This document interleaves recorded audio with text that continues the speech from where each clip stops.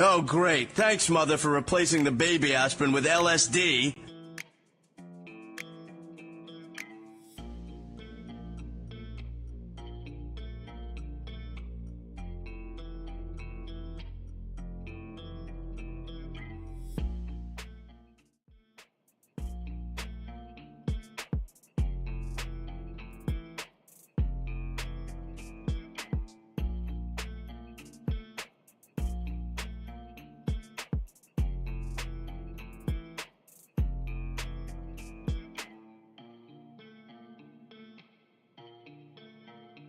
What's up, YouTube? Hi, AC.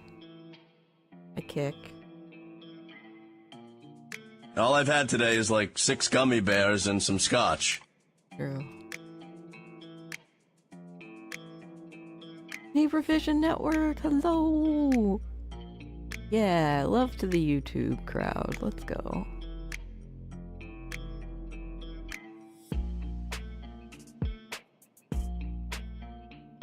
Death to the pigs is my basic statement. Indeed.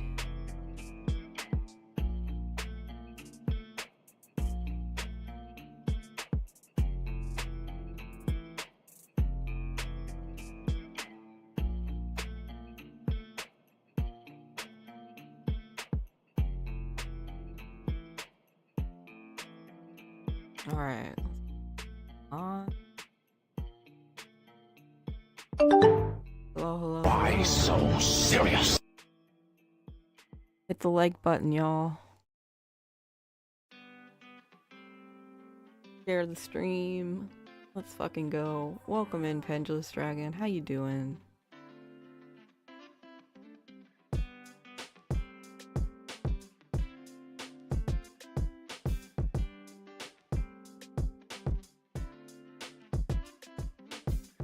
Got some good content. I'm not gonna say amazing. It's decent. All I want to be is decent.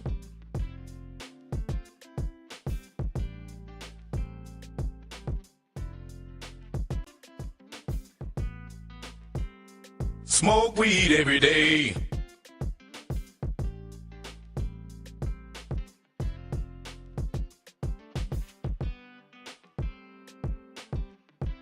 Smoke weed every day.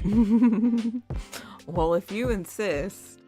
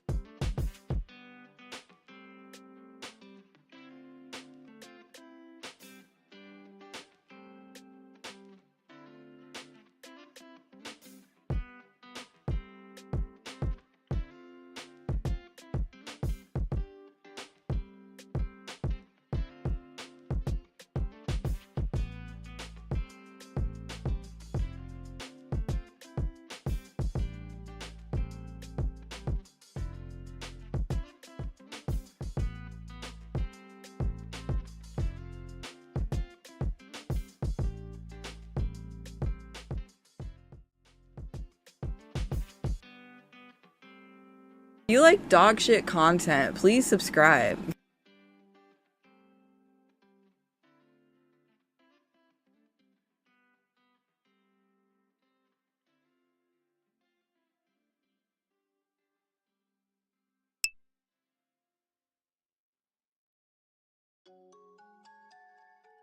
Let's see.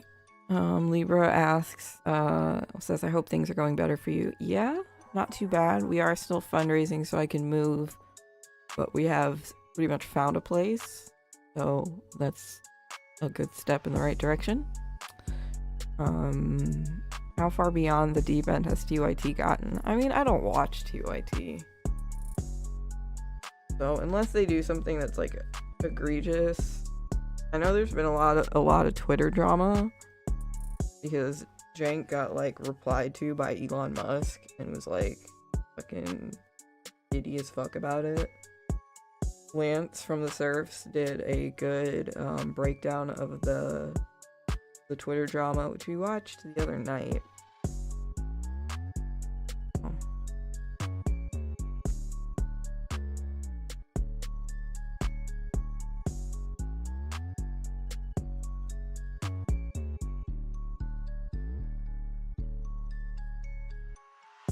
And remember, That's right, hydrate or die.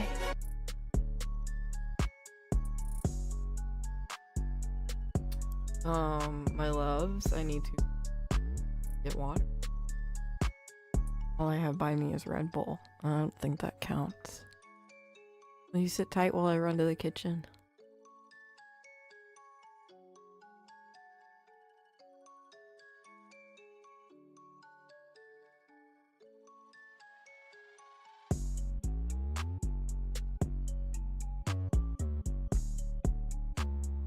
I'll be right back.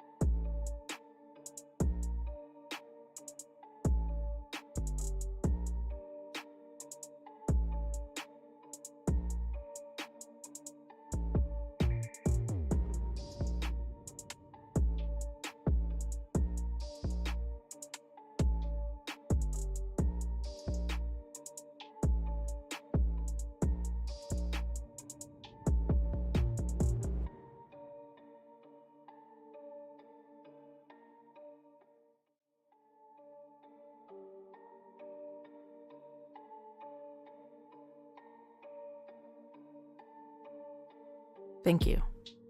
I've hydrated.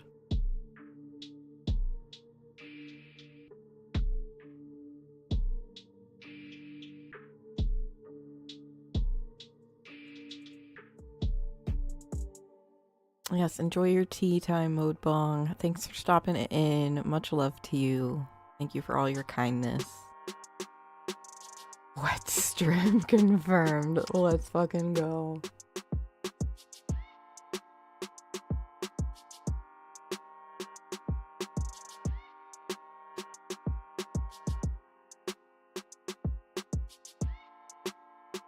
Trump's cabinet picks aren't looking good for peace in Ukraine.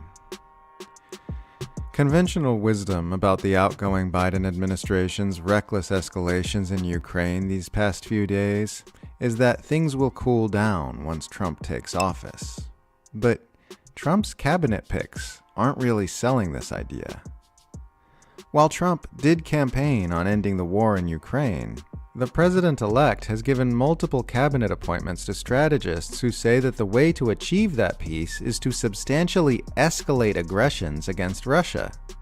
Michael Tracy has been doing a great job of compiling footage of Trump's recent cabinet picks advocating extreme measures which happen to be in perfect alignment with the nuclear brinkmanship of the demented outgoing president and his handlers. Sebastian Gorka, who Trump has named as his next senior director for counterterrorism, is on record saying that Trump has told him he plans on saying to Putin, "You will negotiate now, or the aid that we have given to Ukraine thus far will look like peanuts." Mike Waltz, who Trump has selected as his next national security advisor, promotes a similar vision. Waltz says Russia can be pressured to come to the negotiating table via increased energy sanctions combined with, quote, taking the handcuffs off of the long-range weapons we provided Ukraine. Biden has since removed those very handcuffs by authorizing Kyiv to use U.S.-supplied long-range missiles to attack Russia. If it seems like these remarks from Trump's incoming administration work very nicely with the actions of the outgoing administration, then you may find it interesting that Waltz just told Fox News Sunday that the two administrations are working hand in glove as the presidency changes over. Jake Sullivan and I have had discussions. We've met, Waltz said. For our adversaries out there that think that this is a time of opportunity that they can play one administration off the other, they are wrong. We are hand in glove. We are one team with the United States in this transition. This would seem to be an oblique reference to Russia specifically, since that's the only U.S. adversary with any... Welcome in. Everyone follow Ronaldo. I'm pretty good. We are Triple Threat streaming. I'm streaming on Twitch, Kick, and YouTube.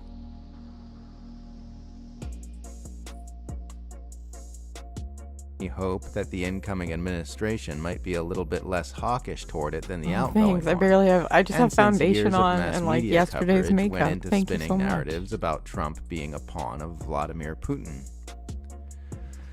But Trump was never a pawn of Vladimir Putin.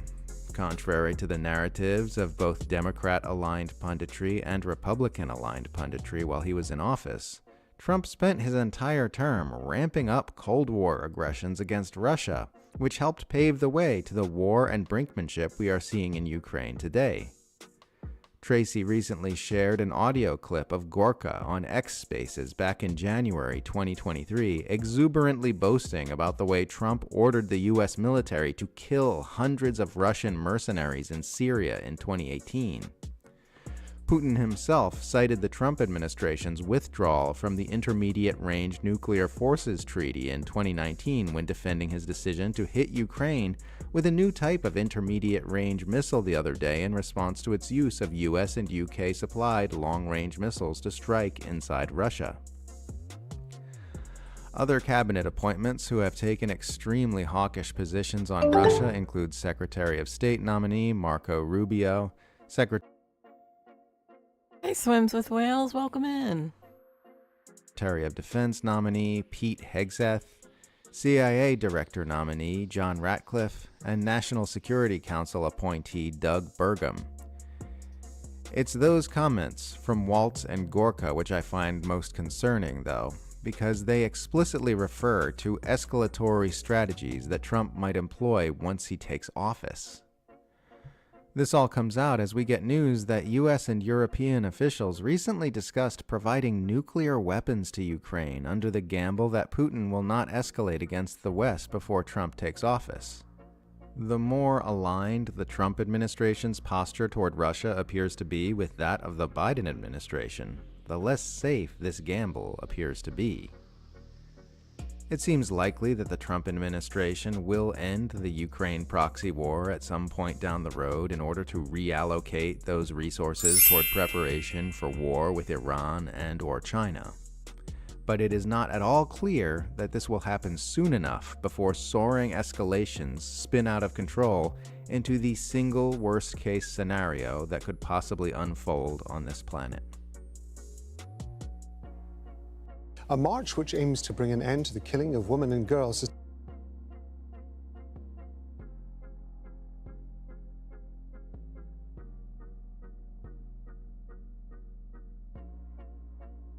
Yeah, it was cool. I saw that swims. It was actually when I was offline too. So I was like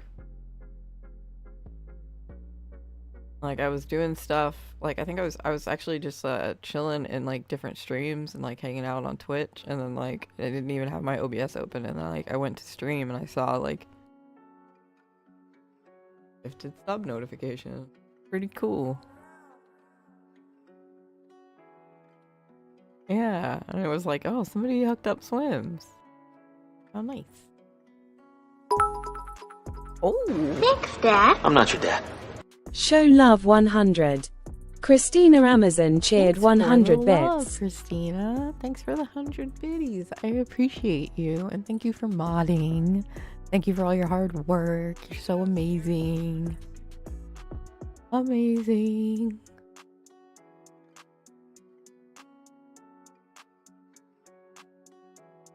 Christina has given us a lovely opportunity over here on Twitch to start a hype train. If we have one other person hanging out there who's got a gifted sub in their back pocket, or a sub notifications lying around, or some biddies that you want to throw my way, we could turn the frogs gay. I don't like them putting chemicals in the water. They turn the friggin' frogs Cheer gay. 100. Do you understand that? CJ Turn from the the friggin' 6 frogs cheered gay. 100 bits. Serious crap, gay. Frogs, friggin' frogs. It's not funny. I'm gonna say it real slow for you. Gay. Frogs.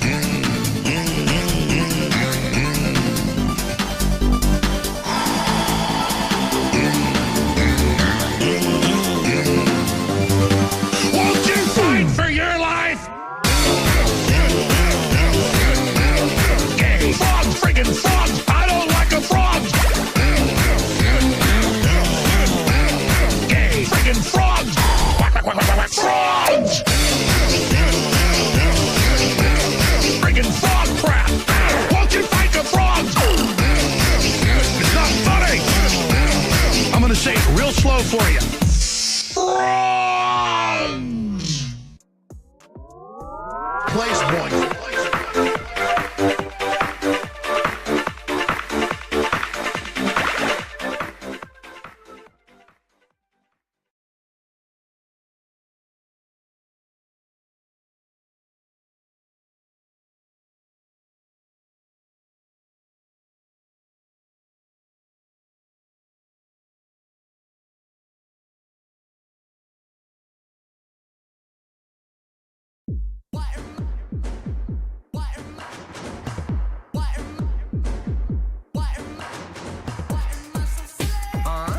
I got a billion belly. If you're checking and pressing, you best to go hit up the bitch and just simply embezzle it.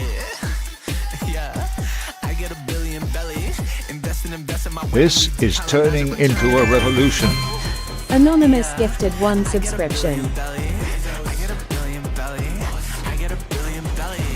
I get a billion belly. I get a billion belly. Used to be one of them poor ones, now he be cooking the bitches to order. I got a little billionaire blood on the ceiling, yeah, fake it's the ceiling with Thank you, Anonymous, for a gifted sub. Let's do that. Look at me now, this shit really trickling down in the business of giving out dividends. Interest now, I want principle, bitch, it's a marathon, winning it into it. Bitch, it ain't nothing, I'm puffing on companies. Capitalistic, got bids, they could trust in the system. When they don't do shit, but just fuck with me. Now that rich, it convince me, admit it, we empty. We chasing escapism, wasting away on the basis of plagiarism. We living out another man's vision, debating why the fuck we still chilling. 300 million versus 756 of them. I got a billion belly. If you're checking and pressing, you best to go hit up the bitch and just simply embezzle it. Yeah, I get a billion belly. Invest in my weaponry, decolonize and return me to evergreen. Yeah, I get a billion belly.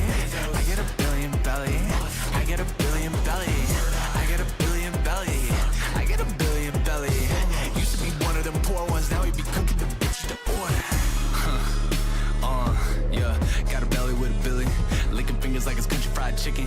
Why the country shake going to the shitter? Lego bezels and I lick it to the bone. I hit the buffet, I don't fuck with Elon. I drink his blood and then I fuck on his daughter. Bitch, I am rich and I am not a big complaint. And why would I be? I gotta count on my tree to find out how much I can eat with soil, water, and sunshine to free my medicine, everything out of my reach. But I'm starving for something more. You can feel it in the gut that we going to war. So I've been feeling in my gut with a cut flow. Yeah, I got a billion belly. If you're checking and pressing your best to go hit up the rich, just simply embezzle it. Yeah, I got a billion belly. Invest in my weaponry. Decolonize it, return me to evergreen. Yeah, I got a billion belly. I got a billion belly. I got a billion belly. I got a billion belly. I got a billion belly. Used to be one of them poor ones, now we be cooking the bitches to order.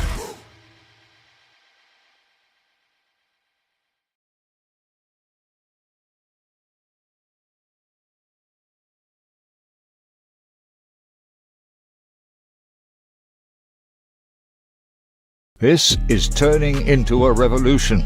Anonymous gifted 1 subscription.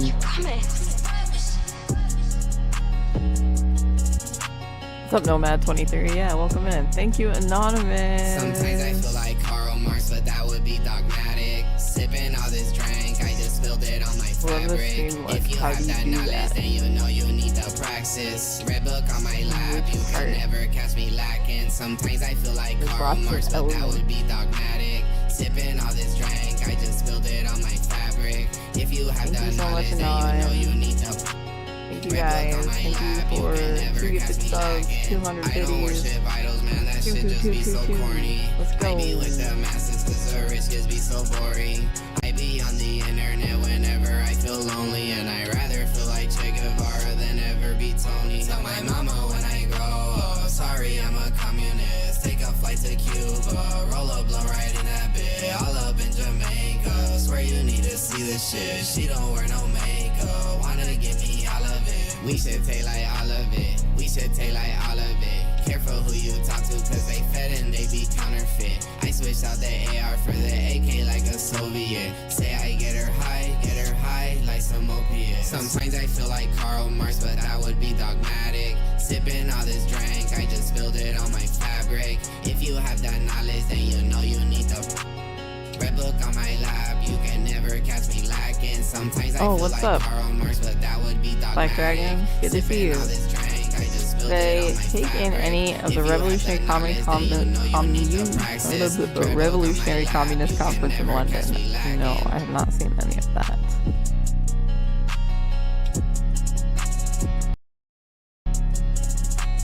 You do 2 in a row? No. There is an hour minimum cooldown on the hype trains. That's why you want to try to get to level 2. You know.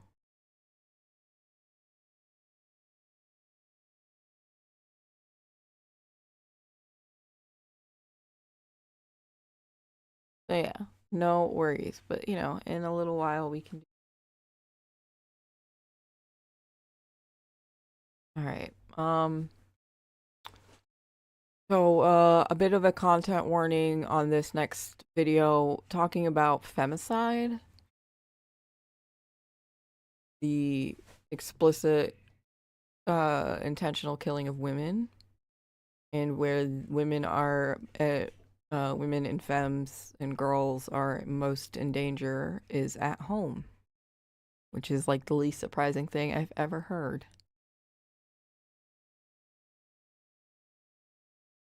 But just a little 5-minute report from UN and Al Jazeera. Check it out. No, I know which part of the stream. Like what are I don't know which. Etsy. I got most of my stuff from Etsy. Like I don't know if you're asking like where I find my elements, or how like technical questions about how to make it work.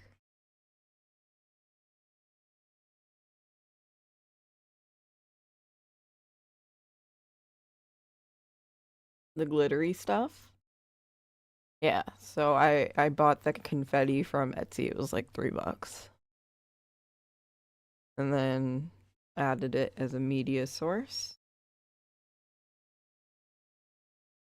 And I turn it on for hype trains.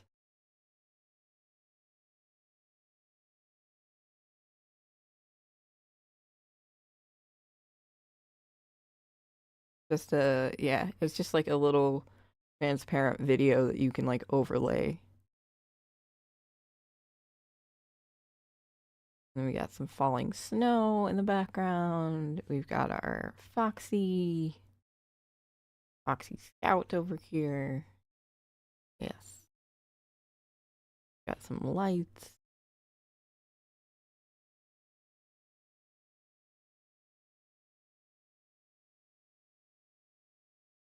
Cool.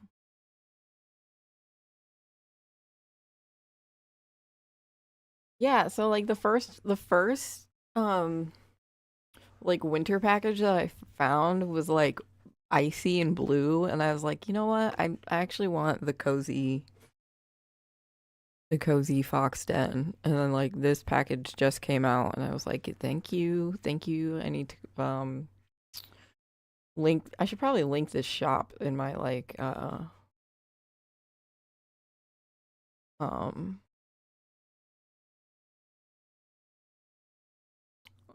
profile somewhere.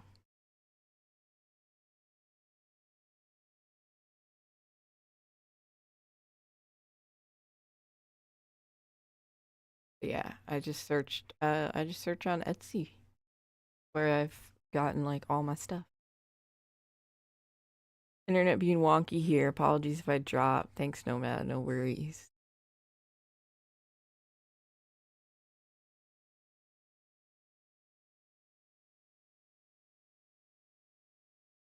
Okay. So UN reports on gender violence. Most dangerous place for women is at home. This out of the way. And then we've got another report from a piece from Caitlin Johnstone. Israel updates and discourse, and then general politics and whatnot.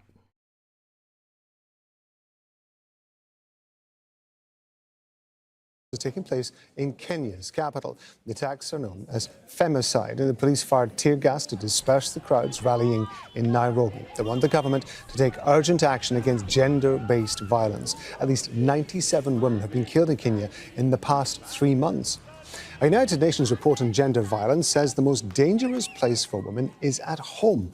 About 51,000 women and girls around the world were killed last year by an intimate partner or a family member. That roughly equates to 140 victims a day. Africa recorded the highest number of cases, with nearly 3 victims for every 100,000 people. High rates were also seen in the Americas, with about 1.5 victims for every 100,000 people. The report released for the International Day for the Elimination of Violence Against Women shows an increase of 2,300 victims compared to the year before. Investigators say the rise was largely because more data is now available. We're going to bring in Sheena Yonker. She's head of Alternative Dispute Resolution Network.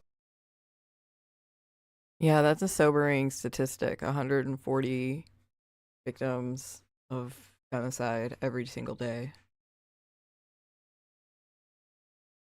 Like, to domestic femicide. Network, and she's a former ambassador for the National Strategic Plan on Gender-Based Violence and Femicide. She's joining us from Durban in South Africa. There was a lot. Thank you very there. much indeed. I'm like, this is a dense video. Like, women and girls around the world were killed last year by an intimate partner or a family member. That roughly equates to 140 victims a day. Africa recorded the highest number of cases, with nearly 3. Like Africa having 3 victims per 100,000, and then the Americas having 1.5 for every 100,000. Interesting statistic too.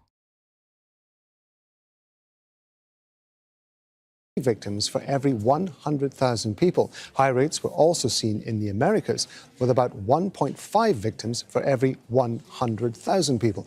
The report released for the International Day for the Elimination of Violence Against Women shows an increase of 2,300 victims compared to the year before. Investigators say the rise was largely because more data is now available. We're going to bring in Sheena Jonker. She's head of Alternative Dispute Resolution Network, and she's a former ambassador for the National Strategic Plan on Gender-Based Violence and Femicide. She's joining us from Durban in South Africa. Thank you very much indeed for being with us. It's one of the key elements of this report, if I understand it correctly, is that the refuge, the safest place one would assume for women and girls, the home, is now the place where they are most likely to be at risk from violence. What do we read into that?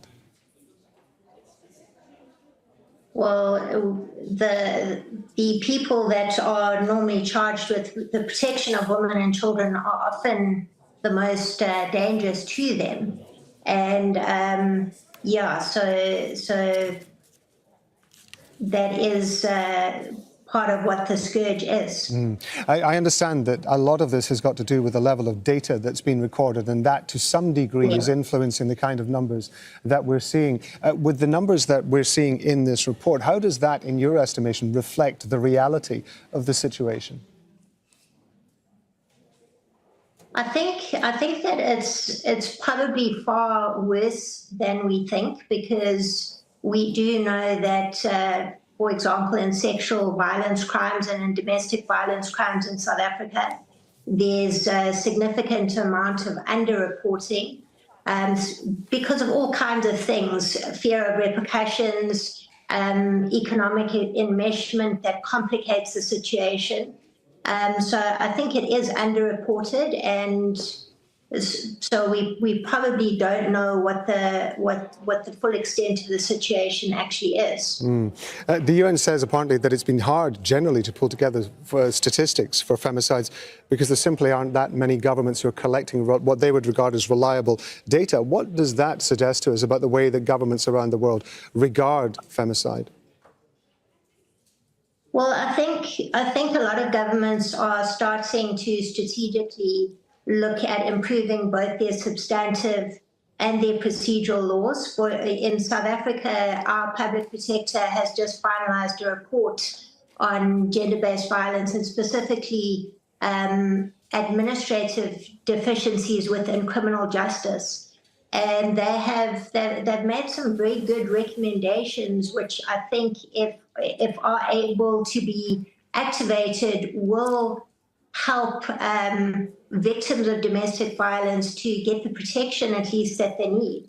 That report is available for me to email to you, which I can do after this. Thank you very much. I'd appreciate that. I mean, historically, it has always been the case, regrettably, that when there are attacks on women and girls, there are some elements, some critics who would say that the responsibility for the attacks lies with the women and girls themselves. Now, of course, we're in the midst of the internet and the increase of social media. I'm just interested to know, to what extent do you think that social media plays a role in the way that attacks on women and girls are, first of all, perceived, and secondly, dealt with?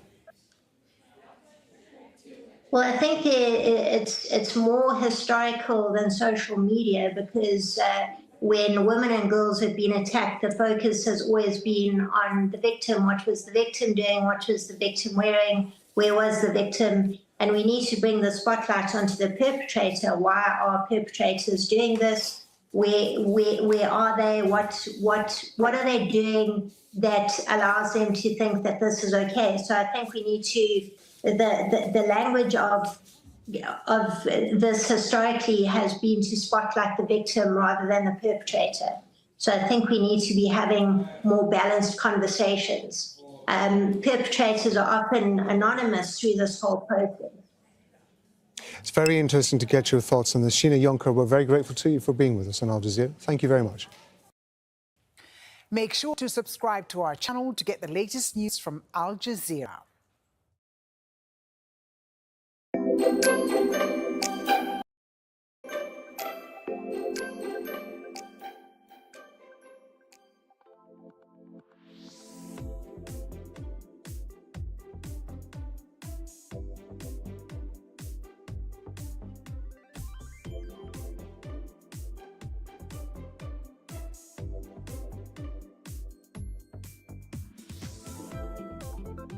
We needed a palate cleanser after that.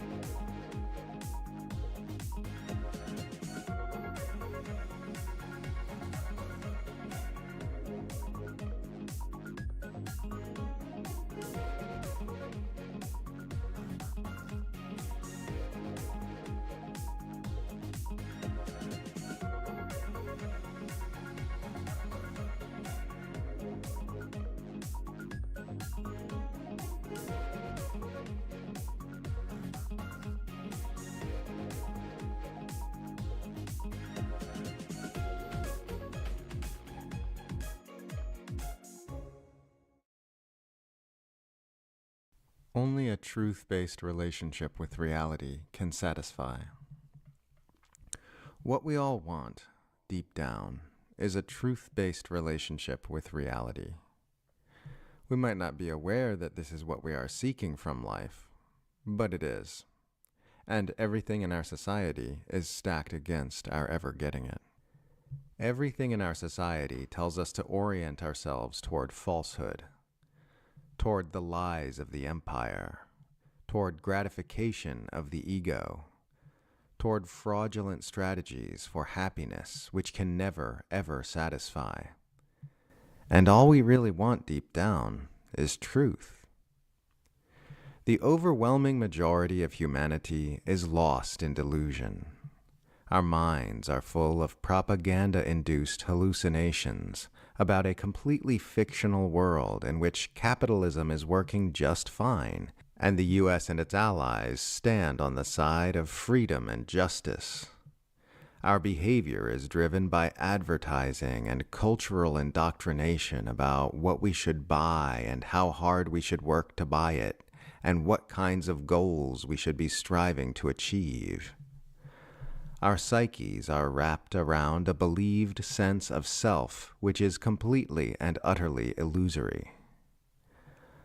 We flail this way and that, seeking happiness and satisfaction from sources which can never provide them to us, because they aren't true. We buy all the products we're told to buy, and find they yield only the most shallow and fleeting sort of enjoyment. We chase all the goals we're told to chase, and then find ourselves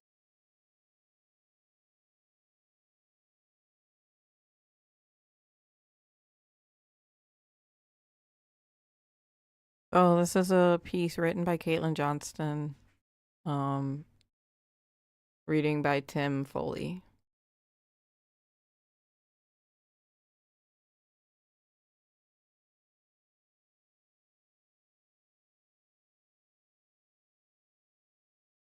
ourselves in a midlife crisis when we're still miserable after spending decades successfully achieving them. My boomer mother is screaming into a speakerphone.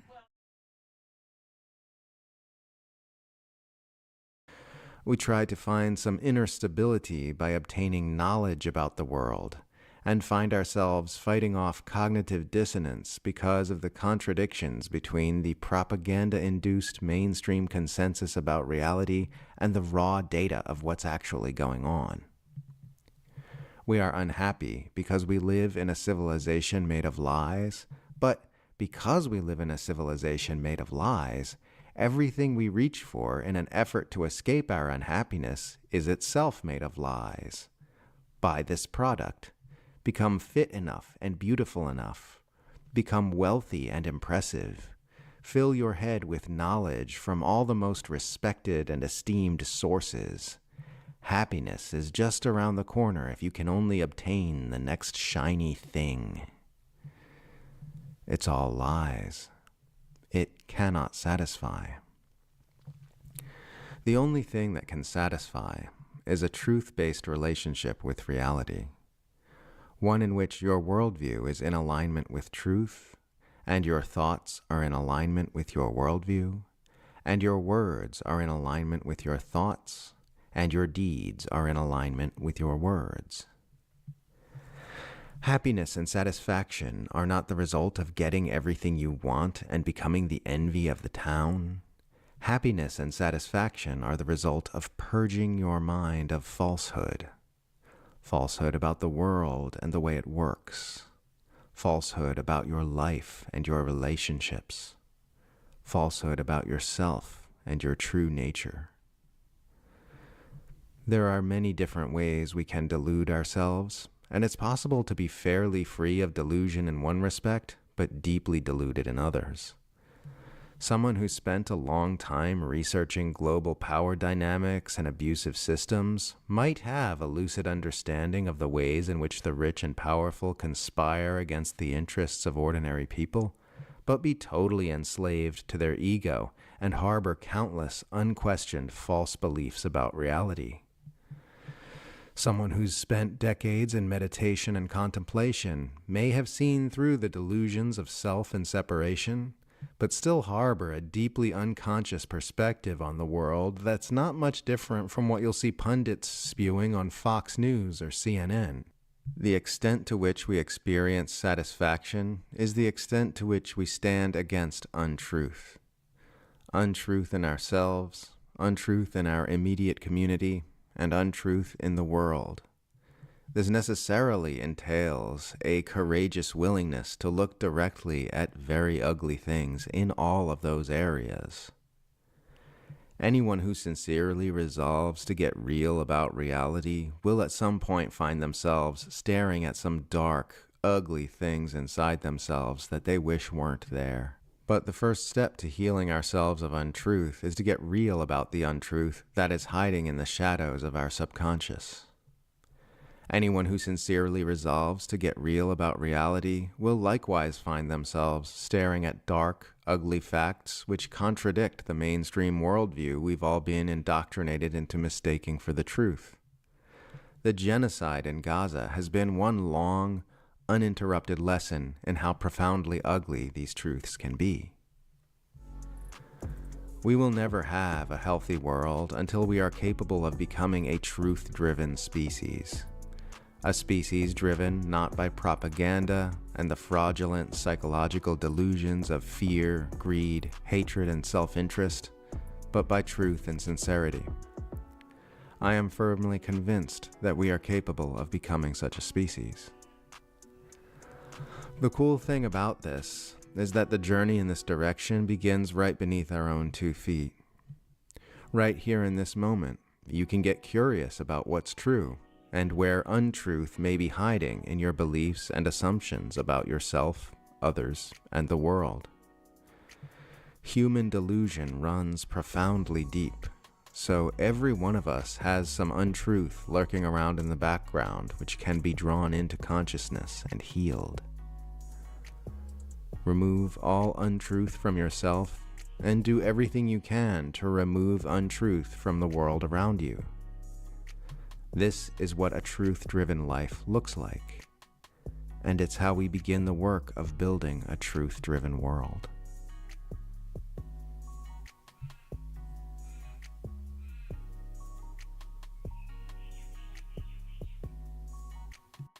A new report by Human Rights Watch has found an Israeli strike on southern Lebanon that killed 3 journalists in October was most likely deliberate and a war crime.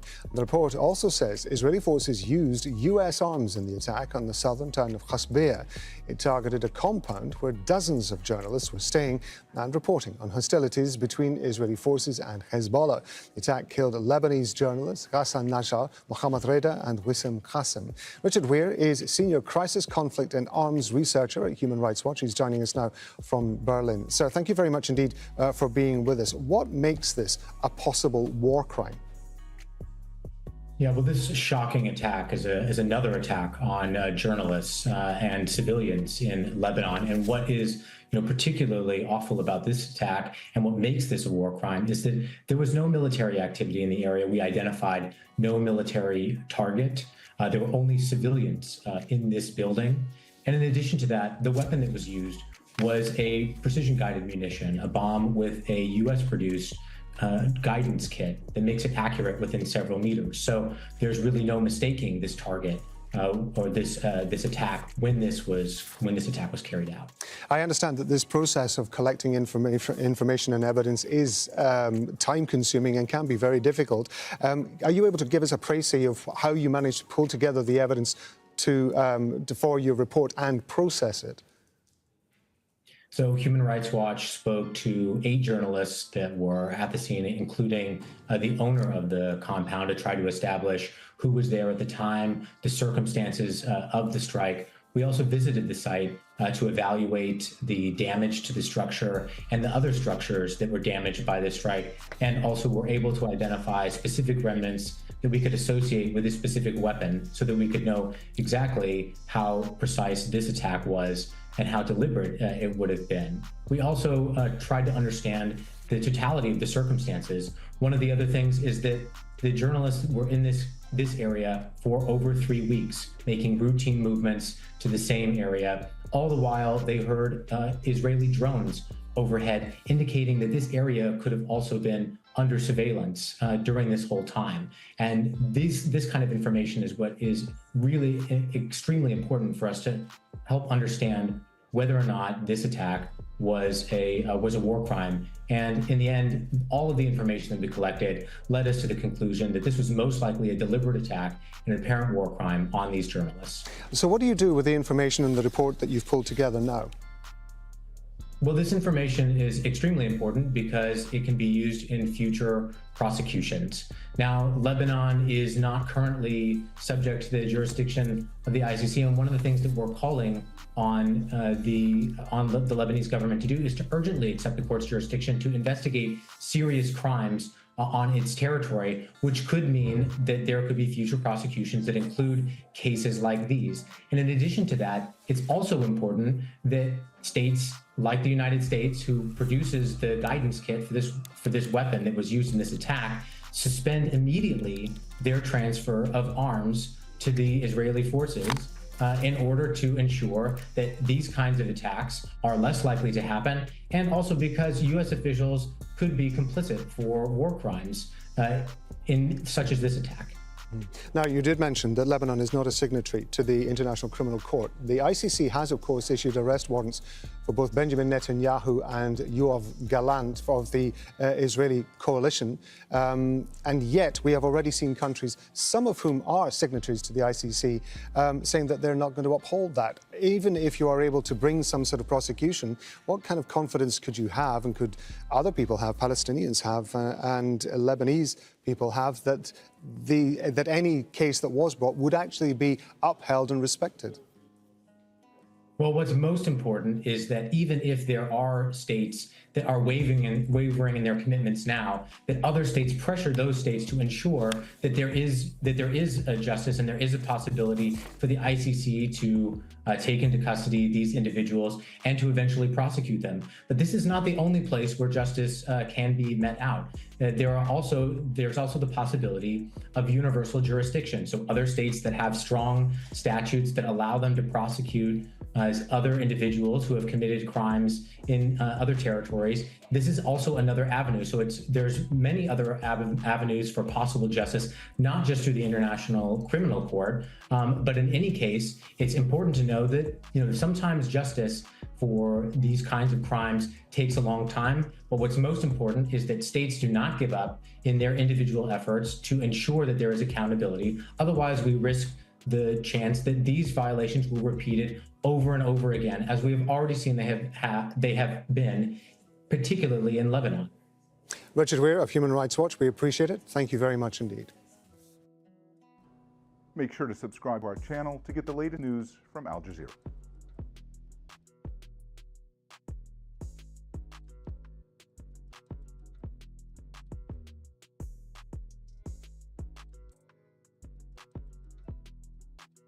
The idea that there's only two people criminally responsible is definitely not the case.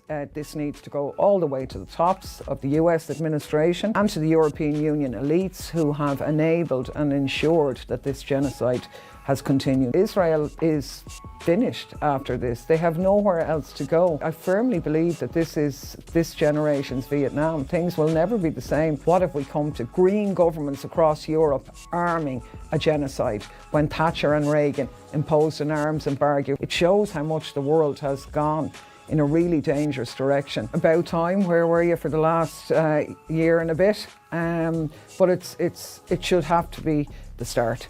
It's only the start. The idea that there's only two people criminally responsible is definitely not the case. This needs to go all the way to the tops of the US administration and to the European Union elites who have enabled and ensured that this genocide has continued. It couldn't have happened without them. It wouldn't have even started without them, to be honest. And unless it goes there, well then, the ICC has a huge credibility problem, which it had anyway. It's sort of slightly rehabilitated itself, but the fact that the ICC, which is, different than the ICJ, has taken this decision shows you how even they cannot stand over what's gone on there. But it must be deepened and it must be continued more. When you were an MEP, you were very outspoken about the onslaught of Palestine. I've been involved in politics for 40 years, but I have never seen anything like what is being unleashed in Gaza in full public view while the world watches it unfold. 10 days of relentless airstrikes, 1 in 1,000 people murdered by the Israeli government in a week, open declarations of siege, 24 hours of fuel, electricity and water left, collective punishment on innocent people, all illegal, all war crimes. And when the EU should have been arguing for a ceasefire, for the upholding of international law, for the protection of civilians, Ursula von der Leyen touches down in Tel Aviv to photo op the preparation of a genocide and says Europe stands with Israel now and in the days to come. How dare she? She has no authority in foreign affairs matter. She does not speak for me. She does not speak for Ireland, and she does not speak for the citizens of Europe. We stand for peace, we stand for justice for the people of Palestine and for the upholding of international law. It's long past the time that this woman exited the stage. It's time for her to go and for the International Criminal Court So to the debate is closed. Do you feel vindicated in any way by the decision now, or? I think it's a horrible word to use in this context because it's just so tragic and unimaginable what humanity has allowed to continue there. It's not that it's the first genocide, but it is the first that's been openly declared and publicly carried out with full enabling by the the global north, while the rest of the world watches. And Ireland has been part of that by the spiking of the dual-use goods sales to Israel since the genocide started through allowing the overflights. I was, what's the word? I hate, I was, you're never happy or glad. They're the wrong words. They're not the words I'm looking for. I was honoured, or I can't think of the right word for this because it doesn't really fit, but it was my job to use that platform to highlight what was going on. I think I did it well because people from Palestine and Lebanon and all over the world have been in contact, and all over Ireland and Europe, about how they were so glad that their voice and their opinion, which is not mentioned or articulated in the European mainstream at all, even though it's the views of the majority of people in Europe and probably in the US as well, but they don't often hear it in those centres of power. So it was an amazing opportunity to use it, and I'm very glad I did, but I'm very sorry that I had to, because humanity's future is up for grabs here. It's quite clear the West has decided that Israel is the harbinger of bonfiring international law and heralding in a world where might is right all over again. You, even before this last year of the most recent genocide, as you say, you were in Brussels. Banging the drum is probably not the right way to describe it, but you have been vocal on Palestine in Brussels for years now. How did it feel to be, I suppose, coming against a brick wall almost, that you're trying to spread awareness and I mean, you only need to look at social media to see how much reception by the wider public you've gotten for your stance on this. But how did it feel to be within that space and not kind of see the reciprocity of your view? Well, I suppose, politics is a bubble. It's becoming increasingly a bubble in Ireland, whereas there's a disconnect from those in power with the people on the ground. But in Brussels, multiply that by 100. They're in a complete bubble of self-vindication where they are called, they answer the tune of corporate interests, be it the military-industrial complex, big pharma, big agri. That's who they answer to. And they obviously tell them that they're doing a great job. And within that, in terms of foreign policy, oh my gosh. Matt Unlimited, rating with a party of 0. Welcome in, Raiders. Thank you so much. Did have a lot of Zionists in the parliament. You did have, but generally speaking, there was a huge reception across the board from the staff in the parliament. There was been incredible displays of solidarity from the staff. I mean, they work in an institution. I didn't fully believe ever the EU mantra that they are a force for democracy and good and human rights for all that. You only need to look at what they do in their own countries to know that that's not true, but they peddle themselves on that. But a lot of the staff working there believe that the European Union did represent democracy and values and rule of law. And then when they saw direct complicity and green lighting of the genocide, they were horror-struck. They were literally traumatised, and we had an incredible meeting, which they tried to get cancelled, with Francesca Albanese, the UN Special Rapporteur on Palestine, which was packed to the gills with hundreds of staff across the institutions, and there was a lot of bullying. A lot of staff of Palestinian origin lost, one man nearly lost 100 of his family there, and he worked in the institutions. Can you imagine working for an organisation and then hearing its leaders basically goading and continuing on that genocide? So you do it because you represent what's real and that's a bubble. and they are the past. Like, this is, Israel is finished after this. They have nowhere else to go, and it may not seem like that because, you know, the EU and the US have their backs at the moment, but I firmly believe that this is this generation's Vietnam. Things will never be the same after this, and a whole layer of young people and people who are older who never paid attention to this issue are not going to let it go until there is justice for Palestine and this issue is dealt with. It's absolutely tragic that it's happening at such a terrible cost and that still it continues, but it is the harbinger of a big change as well. So you have a job to do, you have a responsibility, and anywhere I got elected, I never saw it as an end in itself. You know, people say, oh, vote for me and I'll do this. That's nonsense. I would say vote for me and I will use the platform to shine a light on issues that other people are afraid to go to because of the media or whatever. You know, a lot of people in politics, they spend their lives trying to get elected, and then when they get elected they just want to stay there. So they don't want to offend anyone, they don't want to do anything, they walk down the middle of the road. Not interested in that. We had a job to do. We were able to use the platform to voice the real opinion of the majority of decent Europeans, Americans and people all over the world, because we look at things in a really Atlanticist way here in Ireland. Our media is really Western focused, but the majority of the world's population lives in countries who don't think like that, who have a different view. We never hear that reflected, and it doesn't mean that anyone is right and anyone is wrong, but dialogue and an exchange of views and treating people with respect, honour and difference and all of that is the only way forward. But unfortunately, the administration in the US and in the EU now is being hijacked by the military-industrial complex, which Michael T said in a recent talk is the most dangerous organisation on the planet. Mm-hmm.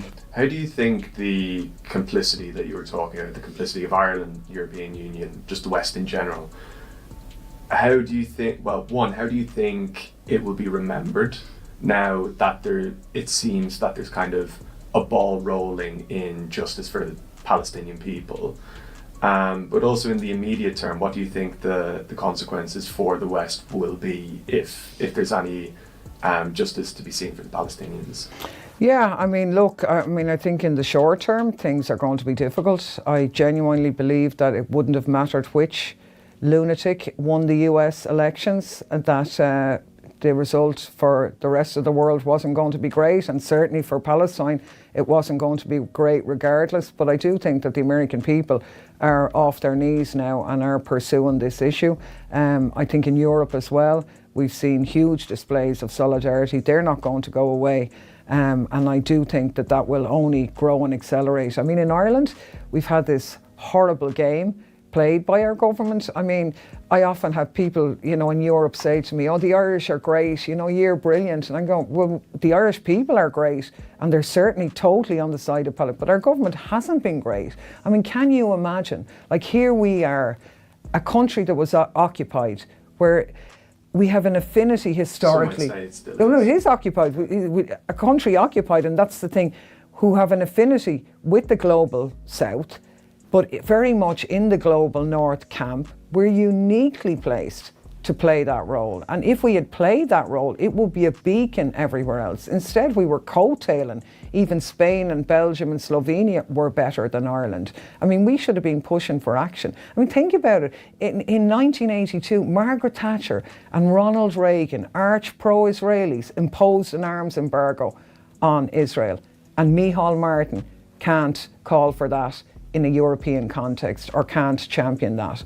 What have we come to? Green governments across Europe arming a genocide when Thatcher and Reagan imposed an arms embargo for something which was terrible, but far less than this. It shows how much the world has gone in a really dangerous direction. So I think that fallout is definitely something that we need to look at and will play itself out as we move forward. But there's no way around it. Like, the movement that is on the streets has to be toughened up. The BDS, the whole isolation of Israel, in the way in which ordinary people did it with South Africa, because it wasn't governments. And we talk about the Dun strike here.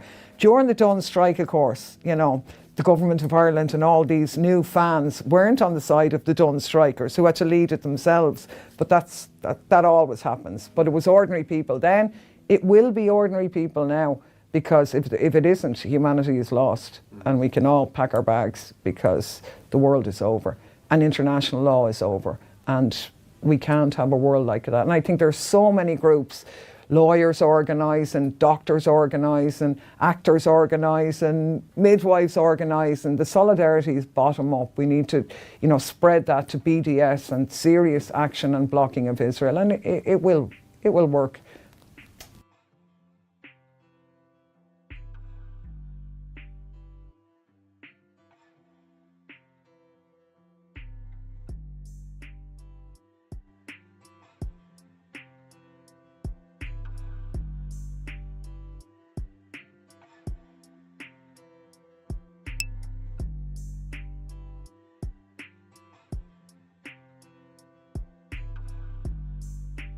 How you doing, chat?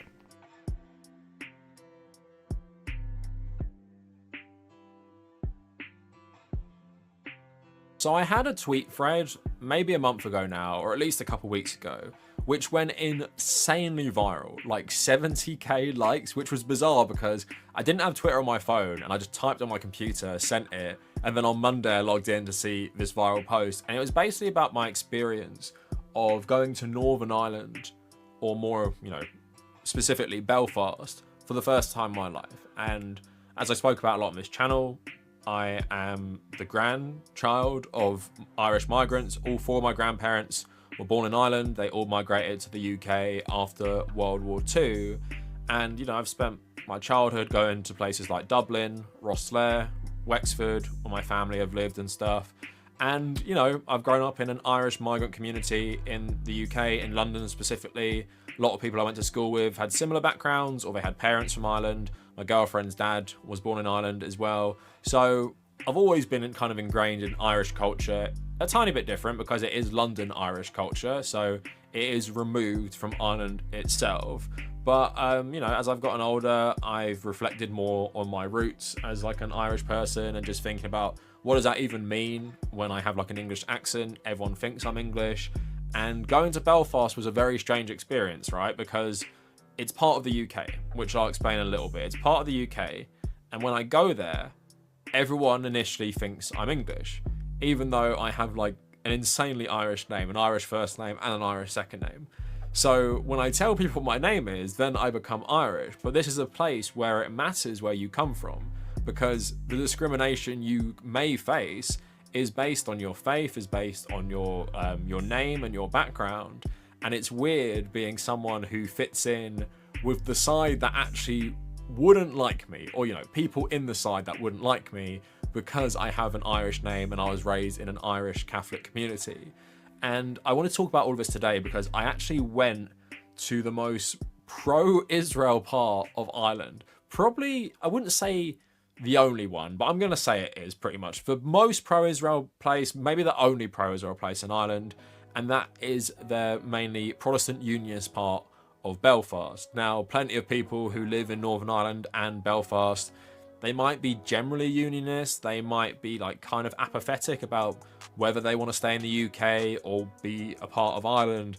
But I'm not talking about just your average person who might be born a Protestant who doesn't really care. I'm talking about hardcore Unionists who base their whole identity on the state of the United Kingdom.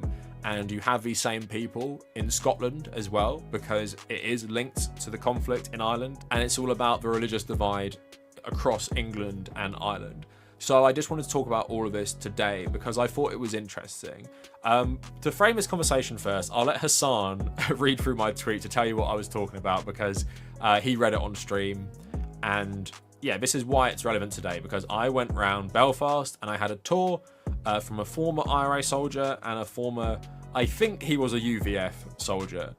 He didn't tell me he was, the IRA guy told me. Based on his age and what he was talking about, I'm pretty certain he was. So listen to Hassan. And did a tour with a former IRA insurgent. He said when he was 14, British soldiers shot up his apartment block, killing someone he knew. He joined the IRA's youth wing after that, then joined the IRA when he was 18. He was vague, but said he participated in combat against the British forces, was captured and put in prison for 13 years, where he was on hunger strike for a good portion of them with Bobby Sands.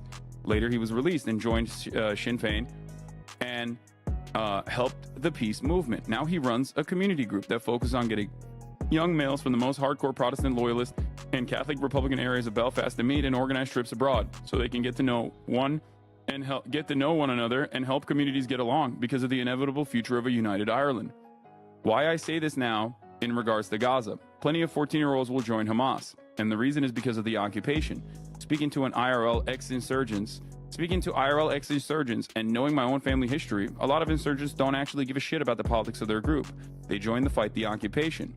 Whoever is the best group to do it with, they fight with. Their motivations are mostly about fighting back against the occupation, avenging or protecting their families. It doesn't mean that they're all inhumane savages with a bloodlust for civilians. I'm not saying this terrible violence doesn't manifest itself on civilians, which it often does. But the framing of things like October 7 are that Hamas attacked civilians and brought the genocide on themselves, which ignores the context of the occupation. We see this in Britain too. British atrocities in Ireland are contextualized through them being a response to civilian casualties from the IRA, ignoring the context of 700 years of occupation in Ireland, including 300 where Irish Catholics were directly subjugated for their faith/Irish identity. So this is not to say the violence starts and ends with occupation and colonialism. Not contextualizing resistance movements only serves to absolve the occupier of their crimes. So as that kind of made clear, the point of me tweeting it was not just digging up an experience I had nearly a year ago, is that the struggles between Ireland and Palestine are very much linked. You have like an actual link there because Palestine, like Ireland, was a British colony only for a little time, but Britain also helped create the State of Israel after World War I, setting that in motion with the Balfour Declaration as well. And you had the blacks and tans, brutalized people in Palestine and brutalized people in Ireland. So there's always that like shared sense of struggle. And actually, if I get this up, there's actually pictures when I went to Belfast itself, because the Catholic population of Ireland have always identified with anti-colonial struggles, and of course that is one that has been happening in Palestine since the creation of Israel, which has only got bigger and bigger, expanded their territory, where this has become, I guess, more of a desperate fight against expansion. So you've always had the link, the solidarity there. They've said in the past, the guy I was speaking to from Sinn Féin, he was saying they've hosted meetings between Hamas and the Israeli government because they believe, you know, they're on the path to peace in Northern Ireland, so they want Israel and Palestine to be on this path to peace as well. So it's always had that link there. But I understand to some of my American followers, you might not really understand the context right now, because I've seen multiple Americans not even understand that Ireland isn't in the UK. Well, most of it isn't, and obviously to most of us who are on the left, we don't consider occupied Ireland a part of the UK. I guess it is technically, but it's, you know, a settler colony, it's stolen land. Thankfully, it is on the path to potential unification in the near future, but for the time being, it is ruled by the United Kingdom government, although it does have its own parliament. But basically, the history of English colonisation and Scottish colonisation, which we can't leave out, has been a thing that's happened to Ireland for... It depends really who you ask, to be honest. It can go back to the 1100s, but you could probably say from Henry VIII and Elizabeth I, it really started ramping up. And James I of Jamestown, who was first the King of Scotland and then the King of England and Scotland after Queen Elizabeth I died, he's the one that really ramped up the settlement of what would become Northern Ireland, primarily revolving around the lands of Ulster. And what he did was do this joint colonisation project between the Scots and the English, who started settling Northern Ireland and displacing the local Irish population, started banning the speaking of Gaelic, started pushing out all the Catholics, although, you know, just like in Palestine itself today, the Israelis do rely on certain forms of Palestinian labour. A lot of Irish Catholics still did work in this territory. At the same time, it was a clear project to get rid of the local population in favour of the Scottish Presbyterians, the Scottish Anglicans, and also the English Anglicans. So with the English Civil War and Revolution, when Cromwell took control, he also had campaigns to subjugate other parts of Ireland, not just the north. But it really comes with William of Orange, who was a Dutch king invited by the Protestant elite to become the new King of England, because James II wanted to reverse a lot of historic policies in England that made Catholics second-class citizens. And he basically wanted to make it more equal between Catholics and Protestants. A lot of Protestants didn't like that, so another civil war began. And William came over from the Netherlands and he fought on the side of the Protestants in Scotland, but also in Ireland. And James II was decisively defeated in 1690 at the Battle of the Boyne. The Battle of the Boyne, you guys might have heard of it, is still celebrated today by Protestant Unionists in Scotland and also Protestant Unionists across Northern Ireland. If you've seen Trainspotting 2 and you don't know what I'm talking about, when Renton robs that Protestant community, all their pins on their credit cards are 1690 because they love this so much, and they make that song about, you know, the Pope and how there are no more Catholics left. It's a funny scene in Trainspotting if you want to contextualize that. But yeah, that is celebrated every single year.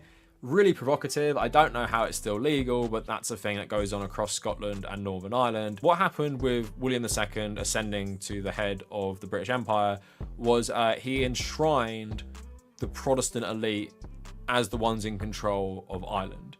And it created basically like a two-tier system in Ireland where Protestants were viewed as, you know, first-class citizens, and Catholic Irish, which was most people, were viewed as second-class citizens. And in 1800, the whole of Ireland became part of the British Empire. It was never treated as an equal. It wasn't like it was part of the UK. It was always treated as a colony, and Irish people were always viewed as second class, like labourers.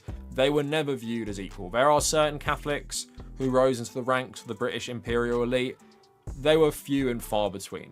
But a lot of people in the British Empire's elite did have, like, you know, heritage in Ireland, but they were mainly from a Protestant background. Now, of course, there has historically been lots of uprising against English and Scottish rule, but probably the most important one was the Fenians in the middle of the 1800s, and then eventually the Irish Volunteers and the Irish Republican Brotherhood.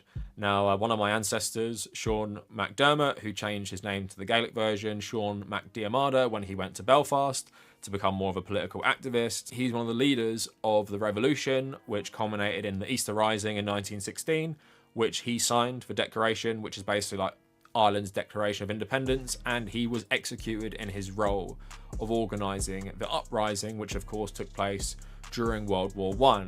But the Irish Revolution didn't die, and under Michael Collins kept fighting and fighting until the British had to concede.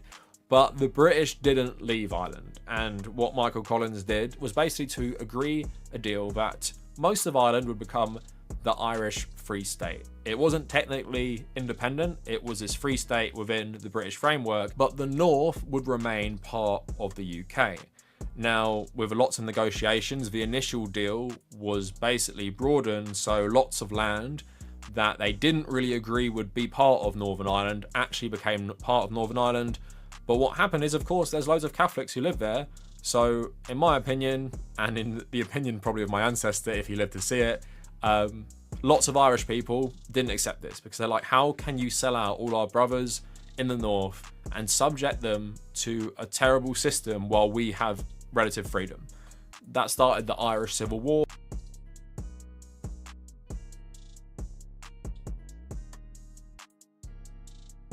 And that started the creation of the IRA. So the IRA were eventually defeated by the government forces with the help of Winston anti-treaty Churchill army IRA forces. became the Michael IRA Collins was we actually see in the assassinated Troubles. by the OG IRA, but split yes, sadly, after War of in Independence. Ireland they were subjected to a very conservative Catholic government. All the socialist zeal of the revolution was essentially crushed, and Ireland became a bit of a religious shithole, let's say, for the next, I don't even know, 50 years, while the North remained part of the UK. And what happened eventually is in the 1960s, Catholics started protesting for their civil rights, inspired by the civil rights movements of America, and they were met with brutality from the British, who wanted to hang on to this system. Then what you had was the Troubles, which primarily saw the IRA versus the British Imperial Forces, but also they had the Ulster Volunteer Force, which was another insurgent group fighting for settler colonialism and fighting with the help of MI6 and the British. And then you had certain factions of the IRA who didn't really get on. And eventually in the 1990s, thanks to people like John Major, Bill Clinton, Tony Blair, Jeremy Corbyn, a whole host of people, peace was eventually agreed and an open border was agreed upon. Well, basically the recognition of the British government that the Irish people wanted unity and they wouldn't stand in the way of that, But although Northern Ireland still remains part of the UK and still has a system until recently that was completely dominated by Protestants. Now, what's happened recently is a lot of Protestant unionists have been going hysterical because they want to hold on to basically their status in the UK, and they tie their identity to the UK, which I even said to the guy who showed us around. I said to him, no one in the UK cares about you, and you should probably feel more like, I don't know, kinship, or you should feel more at home with Irish people who you live around and who you see every single day than you do with people in London. So with all the context I've given you, you can maybe see why the community who are descended from Scottish settlers or have their allegiance to the UK. So like with what Hassan read out, I got shown round by two different people, and this first of all is called the Falls Road in Belfast. And this is where you'll see a lot of the pro-Republican stuff. It's where the Catholic community live, and you just see lots of graffiti. Like you have a sign here talking about no Northern Irish police, no MI5, no British, army in this area. Lots of memorials to fallen people who've been victims of British colonialism. Loads and loads of stuff to do with Gaza and Irish unity. Have stuff to like Che Guevara. Have stuff about, more stuff about Palestine. So it was really interesting to go to this place where history is kind of still alive, because you have all these murals to like Palestinian fighters and Nelson Mandela and loads of freedom fighters who fought against colonialism. And why it's interesting is, of course, Northern Ireland still hasn't finished its fight against British colonialism. It's still ongoing. And like I said, and like what Hassan read you, this is the area where the guy had the youth centre where he worked with male youth from both communities to try and find a pathway to peace, but they have to learn to live together. So he has them planning trips abroad where they'll get to know each other, because they're like the future of Northern Ireland. But because the problems are so bad still, there is a wall in East Belfast that separates these two communities. So here's some of the graffiti on the wall, and this is on the Protestant side. And also right by the wall there is a house with an Israeli flag. Now, you'll see loads of Palestinian flags on one side and loads of Israeli flags on another. And the atmosphere of Shankill, to me, obviously I didn't grow up there or anything, and I don't like go near there ever, it felt very oppressive. And that was due to all the Israeli flags, that was due to all the graffiti you saw, and it also didn't help my guide was like talking to a fascist, really, and he might have been one, because he was so intense about how much, the Catholics were just insurgents and violent, and talking about like why this community are pro-Israel. And I think it's pretty clear to anyone, it's because they view themselves as the Israelis, as the Catholics view themselves as the Palestinians, because they're part of what used to be the settler class in Northern Ireland, and they're part of the group that came originally to displace the local Irish and take over this territory for themselves. And if we move on, we have Israeli flags, but also a big thing, I'm linking it back to Scotland, there's loads of Rangers flags. Now, Rangers is a football team in Glasgow, and there's also Glasgow Celtic, and that's why this conflict also plays out there. And of course you do have that in Scotland as well during the conquest by William of Orange. And these two clubs represent two different things. One represents unionism, one represents Irish republicanism. So even though this is a place in Belfast, they all are massive Glasgow Rangers fans. And there's so much, there's so much stuff. Look at this Rangers club. Welcome to the Ulster Rangers. So that's why football gets so political in Scotland and Ireland. Then you have memorials to people who were in the UVF and fought the Irish Republicans. And then you have massive things to King Charles, massive things to Queen Elizabeth as well. And it all feels really, really strange. But the worst thing I saw here, and you're seeing it right now with what Israel are doing, the worst thing I saw here is how much they politicize tragedy. So obviously, if you know anything about the Troubles, why it became particularly vicious is because it was taking place in a territory where people had kind of lived not side by side in harmony, but they'd lived together for a long time.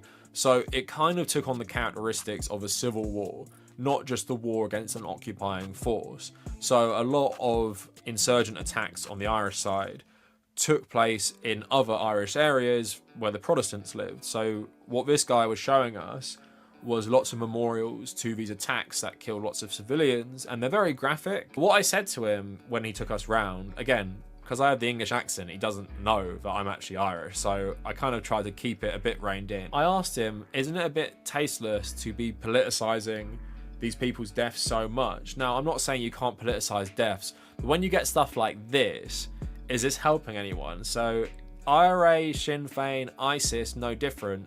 It's linking their attacks to the stuff that happened in Paris in 2015, which is just like removing all context. And it's so funny, I said this because obviously the Israel stuff had started when I went here nearly a year ago. I said it's the exact same stuff the Israelis do. They say ISIS, Hamas, no difference. And they're the exact same thing. And they're unreasonable, they just love violence, they can't be compromised with, they want the death of all of us, right? Which is completely removing all context from all of them by comparing them to an extreme group like ISIS. But what becomes more insane, there's a memorial I saw here, and there is pictures of passed away children from attacks. Really disturbing to look at and stuff, and obviously absolutely terrible they were killed in this conflict. Right next to that is this, the Corbyn cabal. Jeremy Corbyn sitting here, and it also has like Diane Abbott and John McDonnell. So listen to the points about him. Refused to condemn any IRA attacks. Had a close relationship with Sinn Féin throughout their campaign, has declined to meet with innocent victim groups in Northern Ireland, and refused to respond to their correspondence. In 1987, he showed his anti-British betrayal by standing for minute silence for 8 IRA insurgents who were shot by the SAS. He was an important figure in the Troops Out movement and the Labour Committee on Ireland. As well, being on the board of Trotskyist Political magazine, Britain's Secret Service had a file on him and described him as a security risk, and he has close links with Hamas and Hezbollah, not to forget the Israel stuff there. You have stuff like Diane Abbott, and it says here, if I can read it, she made the statement, every defeat of the British state is a victory for all of us, which, you know, I totally agree. She has always supported and had a close relationship with Sinn Féin. She described the fight for Irish unity as our struggle based. She was happy to commemorate all those died fighting for a united Ireland, and it has like John McDonnell as well. So, the victim complex they have with lots of this stuff, and tying all this death to just like their loyalty to the British state is just so insane. But it's just so funny that all the worst people hate the same people. So obviously all the pro-Zionist lobby in the UK hate Jeremy Corbyn. Who else hates him? Oh, the Protestant Unionists in Belfast hate him as well. So much so they're putting this in their memorials for dead children. That's how insane they are to politicise this. Like, anything that Corbyn or Diane Abbott or McDonnell has done is anything similar to what, you know, the IRA did to this community or what the UVF did to the Catholic communities. And it's just so insane to see this shit. And I hope you're realising. And I said this recently, a good litmus test for if someone is a good person is if they hate Jeremy Corbyn or not. If they hate Jeremy Corbyn, they're probably a bad person. And I think, I'm not even joking, that is a good litmus test. And just this whole thing about a guy who was so instrumental in helping the peace process, which obviously means you have to talk to both sides, including the Republican side, which he helped more, just shows you their victim complex in that even people saying bad things about the British state, they cannot handle, because their whole identity and their whole standing in a state that benefits them more than the Catholics who live there because of how much Protestants have been overwhelmingly in government before recently. Obviously, most of the police are Protestants as well. This is a picture of the Queen there. That's just what you're dealing with in this community. So you can understand how these settlers always band together and always view the world from a similar lens. Their ancestors, in this case of the Irish, a lot more in the past, they came to a country that wasn't theirs, and instead of trying to live in peace, they just took out the local population, banned the local language, forced them off their ancestral land, and put them into either terrible labour or just basically kicked them out, and did this through violence, and then eventually, from 1690 onwards, enshrined into law that the people who originally lived there were actually second-class citizens, and these people's ancestors, they were the dominant ones. And what Northern Ireland did was basically kind of start this again, where it's creating a brand new state where Catholics are second-class citizens, and obviously even worse, because while they were second-class citizens in the whole of Ireland, they were the majority. in Northern Ireland, they were the minority. So they're even more unrepresented and demonized by this new Irish state that was created in the 1920s. And I'm not joking, the guy who showed me round, who probably was a UVF insurgent, one of the most unpleasant people I have ever listened to in my entire life, and his hatred was palpable, even though he would, I guess, mince his words in some regard because he's trying to convince us that his side are right. I was just repulsed by this man, and it was in such contrast to the former IRA guy who was working with both communities to try and help foster better relations, because realizing they're stuck with each other whether they like it or not. Whether this guy was telling me there's going to be war again, and he wasn't saying that was going to be a bad thing. And I think that's the mindset you got to realize with the Palestinian stuff as well. Palestinians want to live in peace, right? And a lot of people who are subjected to colonialism, they don't want vengeance if they can live in peace. The vengeance comes when they're constantly brutalized and they have no options left. As the guy who showed us around, the Republican guy, that's why he joined the fight in the first place. So I hope this video wasn't too long-winded. I hope you got something out of it. I hope I explained everything okay. Don't need someone making another 1-hour video essay on why my history might be a tiny bit wrong when I'm doing it off the top of my head. But that's it for the video. shame. Let me know what you guys think, and if you made it this far, thank you for watching.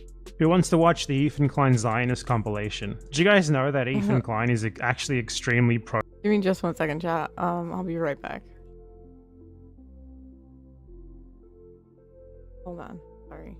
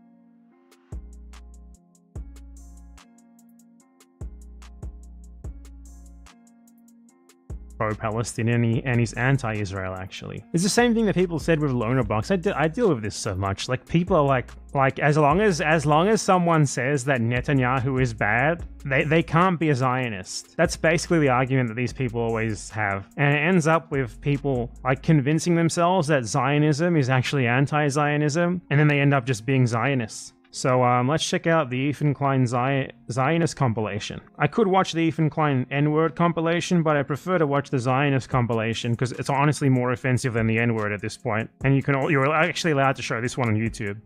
You won't get banned for it. Let's check it out. But I mean, the Palestinian cause is for sure plenty talked about. Supposed to, like, from the river to the sea, literally is the saying that we need all of Israel must be ours. See, I think that's part of the problem, is that people don't necessarily understand what the former IDF terrorist butts in to tell us all about the Zionist perspective, the perspective of the marginalized Zionist folks of Israel. this stuff means. Yeah. Like Olivia probably doesn't even know what from the river to the sea reference means. No, I mean, no. So, to these people, the idea that Palestinians from the river to the sea should be free of radical Zionist oppression, to them that seems like oppression of themselves. Because when you are these people, like Gila Klein, born into a state that gave her immense racial privilege for no reason aside from the accident of birth, and Ethan Klein, someone who moved to that state, again, for no reason aside from like an accident of birth, and that this state decided that they were of the correct race to get privileges from it at the expense of millions of other people who are denied said privileges and oppressed and hurt and killed and massacred. To them, this idea that those people who suffered for their benefits should be considered equal with no ifs and or buts in that entire land, to them that seems like a call to genocide of them. For them, equality is unthinkable. For them, the idea that people should not be oppressed for their benefit is basically equivalent to a call for genocide, is basically equivalent to reverse genocide. Like that these people could even invoke such a concept, that they would even dare to talk about such a thing while their country does genocide and has been doing it, just slower, since its inception, is just insane. It's like a Nazi propagandist knowing fully well that Jews are being massacred in concentration camps, telling you all about how those Jews actually want to kill all Germans, and then simultaneously, while doing that, claiming to actually not be anti-Jewish. These people are framed as anti-Palestinian is insane. It is so fucking crazy, man. That their fans keep showing up to be like, Ethan is actually really anti-Palestinian, he's against the government, he's against Netanyahu. Oh my god. Let's continue the Ethan Klein Zionist compilation. I see that a lot, but people who don't know what it means all of the Jewish people will probably die. That's the Israeli mentality. We have to kill the Palestinians, otherwise they might kill us, because we killed them, and that made them hate us. Classic logic right there. The slogan itself says people interpret it as destruction of Israel. I know it doesn't say let's destroy Israel, but that's from the river to the sea is mainland Israel. I feel like there's people that are like, they're so deluded that they can't. It's going to be a secular country? You mean Hamas, the fucking Islamic fundamentalist group, is going to come out and do a secular country? What the fuck are you talking about? What does that mean? Like, what does this guy think he's even talking about here? Like, Hamas is going to come out and do a secular country. What the fuck does that mean? He basically just thinks that every Palestinian is Hamas. That's the only way that this makes any sense. Like, for him, Hamas is a slur that refers to all Palestinians. This is the only way this makes any sense at all. I feel like people are so deluded. They'll look at something like, you feel like? From the river to the sea, and be like, oh no, that doesn't mean that they want to, they just want to create a secular state. And you know what? If it did mean that, what's the problem, Ethan? Because if they want that, do you know why they would want that? Because you came there. You, Zionist Israelis like you, went there, stole the country from them. You massacred them, expelled them, and stole their country from them. And now you see them saying they want to take it back, and you frame them as the bad guys for it. You're just so fucking moronic. These are the same guys who, like, scream and like fucking moan at people. If they don't say, yeah, Ukraine should definitely take back Crimea tomorrow. Yet apply it to their own country, where they have gotten extreme benefit from that theft. Like, Ethan has benefited so fucking much from the genocide of the Palestinian people, to the point that he literally was just allowed to go and live on their land for nothing aside from the accident of birth. He was born in another country as the right ethnicity. Boom. Go. Free citizenship. Go live there. Get your free birthright trip. Go. And now he has the gall to tell us that his victims, make no mistake, they're his victims, because he benefited from their victimization. He has the gall to tell us that those people hating people like him for what they have done to them is wrong. That those people wanting what was taken from them back is wrong. Give us a fucking break. Hello, it's me, Ethan Klein. I'm pro-Palestine. What I mean by that is, us, the Israelis, keep everything that we stole, and the Palestinians get a nice little concentration camp in part of the West Bank and Gaza, where they have no right to anything, aside from to stay there and be policed by the Israelis. Basically, just wants a formalization of the current situation. That's the vision of these people. And if you don't accept that, if you don't accept that these colonizing land thief terrorists keep everything they stole, unconditionally, that's anti-Semitic. That's genocidal, actually. Peacefully live with Israelis. By the way, segregation is not real. There's 20% of the population in Israel is segregation is not real. Palestinian, full citizens, integrated in all levels of work and life there. Integrated in all levels of life. Israel is literally legally declared as a nation state solely of the Jewish people. It's in Israel's law that it's only for Jews, that no one else can have sovereignty or self-determination in Israel aside from Jews. Unbelievable. One state is not going to happen, and I don't think it's a realistic. You know what? It doesn't matter if you don't want it to happen. It'll be forced on you. And if you don't like it, just leave like the South Africans did. No problem. If equality is oppression for you, then get the fuck out. If not being allowed to live on stolen land in stolen homes is too much for you to bear, then just leave. Too bad. Just like the Boers did. Go to Perth. You'd be in good company there. That's where you belong. It's your real homeland. Either. Sorry. I think it's kind of silly to even pretend like that's not just a genocide of the Jews there. Again. These people were saying this during an actual genocide by Jews of Palestinians. It's so unfucking believable. Like the inversion. Like, no, we can't take the necessary steps to free these people. We're going to take the necessary steps to emancipate these people. Why? Because they hate us so much that I think they would kill us. Well, maybe you shouldn't have made them hate you too much then. Maybe you shouldn't have done that in the first place then. Because the logic that I have hurt these people so much that now they hate me, thus I must keep hurting them, is obviously circular. And defending yourself like that is an absurdity. I've gone out and I've said that everything y'all want to hear. No, you haven't. About there being a genocide and apartheid and the fucking warmongering Israeli government and all that fucking shit. He literally just denied apartheid in the previous clip. It's amazing. The doublespeak. And by the way, me talking about this doesn't mean I don't care about what's happening in Palestine, okay? I'm not talking about that at the moment because it's ruining my life, okay? Like, obviously, just leave me the fuck alone. I can't stop people from viewing you a certain way. If you're going to make these comparisons that they've heard from actually racist people, you literally implied that Jewish Voice for Peace would be akin to a capo in this circumstance. Oh, you are fucking so bad faith for saying that, and fuck you for even like putting that out in the world. There was Jewish. Why? Did he ever explain that? Just fuck you. How dare you say that? That's bad faith. Bad faith is what these people say when they know that they're caught out, when they have no response. Like, Lonerbox's fans and Lonerbox himself said that I am bad faith for showing 2-minute long clips of him clearly voicing his opinion. Do you know who the capos are in Palestine versus Israel? The Palestinians who go and work for the fucking Israelis. Those are the capos. The Israelis cannot have capos because they are the Nazis in this circumstance. To even call like a Jew that in the context of Israel-Palestine is an absurdity. Self-evident absurdity. Collaborators with fucking Nazis. Ethan, don't do that, please. Don't say that the Jews' Voice for Peace are akin to capos. Like, that's... I'm telling you that the mere existence of Jewish voices is not a leg to stand on. I don't understand that. But of course, there's going to be failing. Israeli But the most important component. This is the guy he's saying this. He's someone who claims that Israel is by default legitimate because it's popular among Jews. He said that numerous times. Here. But now, when there are Jews who say the opposite, you can't just say that it's legitimate because Jews say so. Incredible, right? It's like you're tokenizing a few Israelis. It seems silly. Oh, tokenizing people just because of their ethnicity? Wouldn't want to do that, Ethan Klein, right? What? Ethan. One state solution. I find it incredible that people think that Hamas is going to take over all of Israel. And Hamas is going to take... Is that what he thinks? Like, the single armed group of about 20,000 people is going to be handed all of Palestine.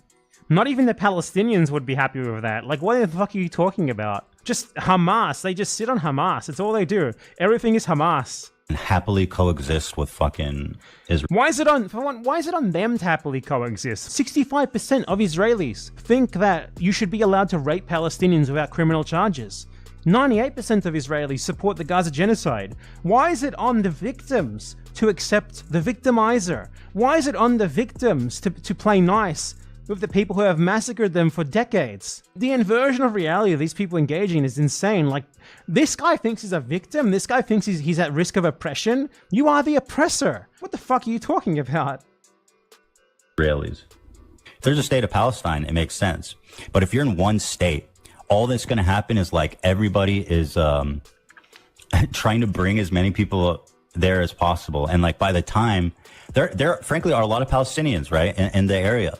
And once the Palestinians outnumber the Jews, he's not a Zionist, and he's talking about like the need to maintain a Jewish demographic majority in Israel. This is literal Nazi speak. Like this is the Zionist talking point of Palestinians as a demographic threat. It's literal Jewish great replacement theory.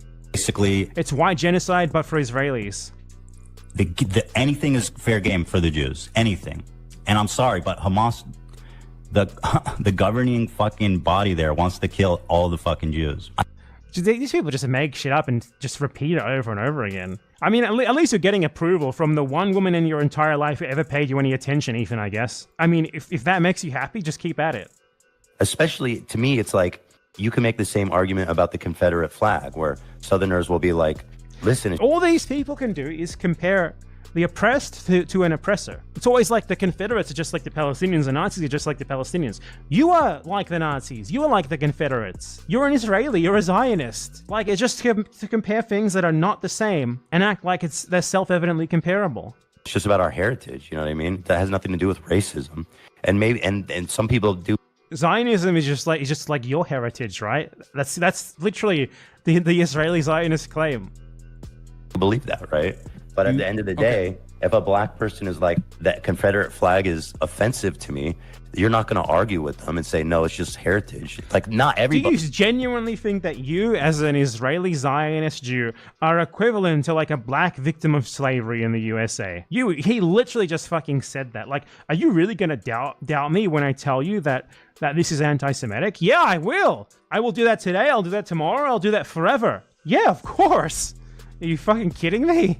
Not even just because obviously you lie about it and it's bullshit, but because you're a dumb motherfucker and no one can trust you to make an accurate judgment on anything. Somebody who uses it is racist. So then, you know what I'm saying? Like, it just doesn't seem fair. I know, but it's just not fair. Okay. He says from his fucking Los Angeles mansion. Just not fair. Says the guy who got free citizenship in a country for no reason aside from his ethnicity, while 50 kilometers for him, millions of people were in a concentration camp so that he could live there. It's just not fair. All right, where do I begin here? So, okay, yeah, it says, because of constitutional security, military, and political catastrophe to the Arabs. I'm reading it. To the Arab and Islamic nation, it must be finished. I can't hear you. Oh, great Ethan, response. this is not the He's only literally thing. This is the Zionists right here. Literally a child. Like, Zionists, when they begin screaming anti-Semitic, it's like a child throwing a tantrum like this and sticking their tongue out. It's the same thing. He's like 40 years old. Look at him. It's the exact same. Wow, what a perfect encapsulation. I think of it is. Zionism. I've already covered this. I already talked about this. I just want people to see it.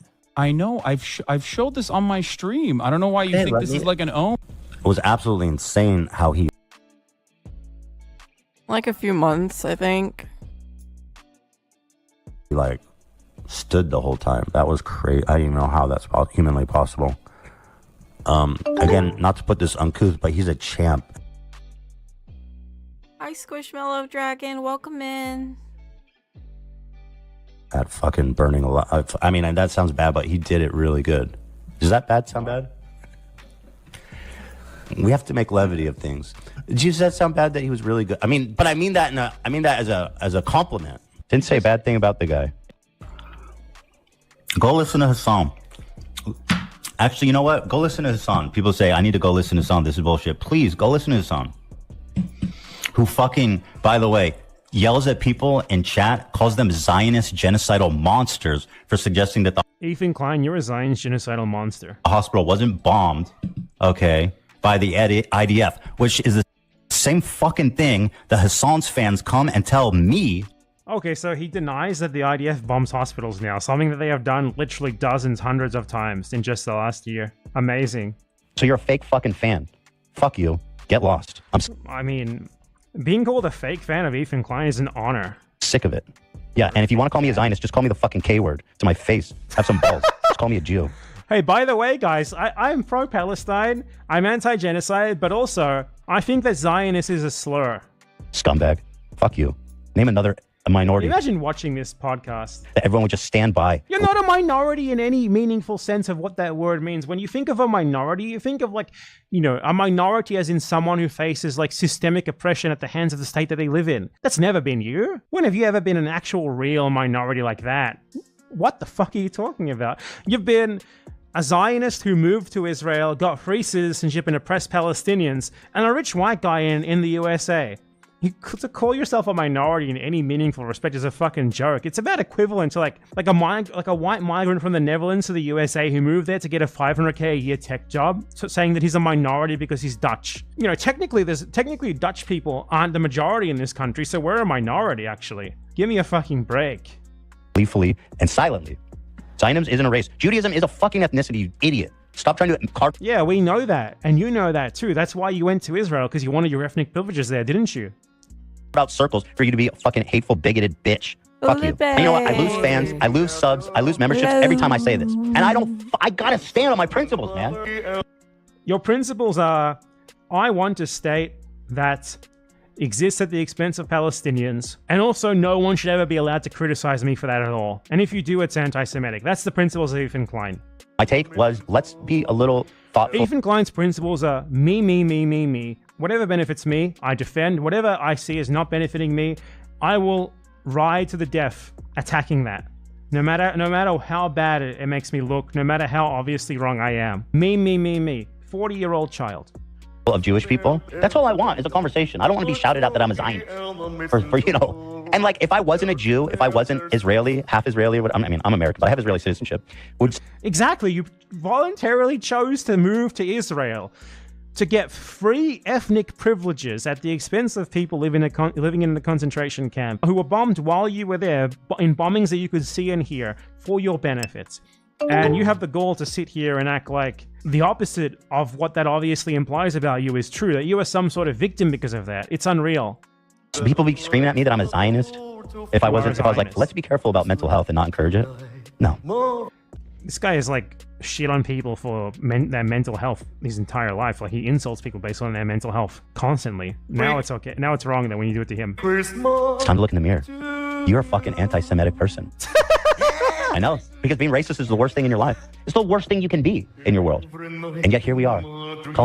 You know who the CEO of racism is? Every single Israeli who knows fully well, as you did, that they live in a country where they receive racial benefits at the expense of people who are massacred for their benefit nearby, and who does nothing about it. That is the ultimate racist, and that describes you perfectly. Like me, a Zionist. Thank you, Megan, for the gifted. Thank you, Megan, for the gift. She must be a Zionist to gift me right now. Zionism. She must be a Jew. She's probably a Jew. And as far as Jews go, I'm about as un-Jewish as they come. Exactly. So the fact that you weaponize this when literally no one gives a shit about it is insane. It's you falling back on identity because you lose the argument, because you know that you cannot defend what you believe. Thank you for saying that. Thank you. Especially given that you have literally screeched anti-Semitic slurs at Hasidic men in Jerusalem. We've all seen that video, Ethan. Okay. I don't fucking care about any of that shit. I know. All you care about is your own personal benefits. Whatever benefits you is right. Whatever benefits you is correct. Whatever you see is not benefiting you is always by default wrong. Perfect. Ethan Klein and all other Zionists like him, and there are many millions, make no mistake, they are the modern equivalent of the slave owners in the South who said that the slaves should not be freed because they will kill them. That is who they are. The self-victimization that they engage in is precisely the same sort of self-victimization that is engaged in by like white colonists in 19th century America, both in regards to slavery and in regards to like natives attacking them. It's like, why would they ever attack us? It must just be because we're white. Why would the slaves hate us? We can't free them. They hate us for enslaving them. It's the exact same thing, the exact same logic, the exact same self-victimization, except for some reason we live in a crazy world where we are expected to take it seriously when it's not. This should be laughed at. These people should be framed as ridiculous as they are, rather than us trying to deal with them by like being like, no, it's not anti-Semitism, here's why, blah, blah, blah, blah, blah. Because they're just going to call you anti-Semitic when you finish talking anyway.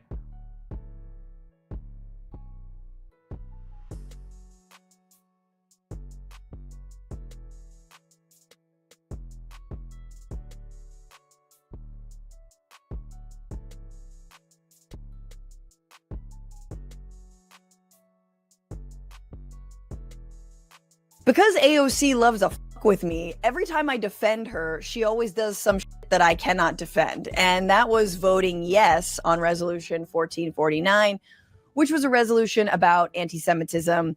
And I wanted to go look at the bill specifically because the question is, does this bill that condemns the rise of global anti-Semitism, right? Does this bill adopt the language of the International Holocaust Memorial, I believe, Memorial Organization? Does it adopt that language that conflates anti-Semitism with anti-Zionism? And the answer is maybe, unclear. But here's the 1449, which obviously is a problem because once that language is adopted, that effectively collapses any anti-genocide, pro-Palestine protester in with, the likes of the Nick Fuenteses, in with the likes of like the white supremacists. So again, it condemns the global rise of anti-Semitism and calls upon countries and international bodies to counter anti-Semitism, which seems very fine and good and normal on its face, but more specifically, and it's pretty short. Whereas in 2016, the 31 member states of International Holocaust Remembrance Alliance adopted a legally non-binding working definition of anti-Semitism, an important internationally recognized tool to increase understanding of anti-Semitism. So it mentions the International Holocaust Remembrance Alliance, which again is the organization that has collapsed the meaning of anti-Semitism and anti-Zionism into this basically the same thing.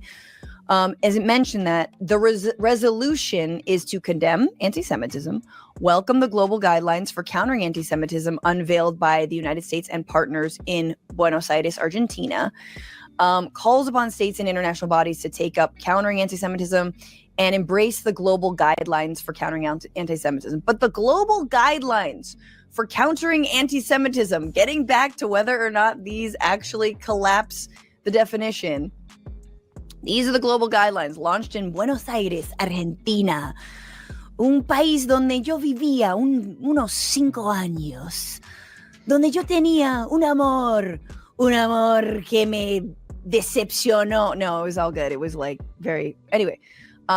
So preamble, blah, blah, blah, blah, blah, blah, blah, blah. Hang on. So basically, I'm trying to find. Understand and define. In order to combat anti-Semitism, governments need to understand its various manifestations. The legally non-binding International Holocaust Remembrance Alliance, IHRA, working definition on anti-Semitism, is an important internationally recognized instrument used by 40 UN member. Blah, blah, blah. So there it is. So the resolution says we would like to basically adopt whatever the global guidelines that were unveiled in Buenos Aires said, and those global guidelines do refer to the International Holocaust Remembrance Alliance's working definition of anti-Semitism.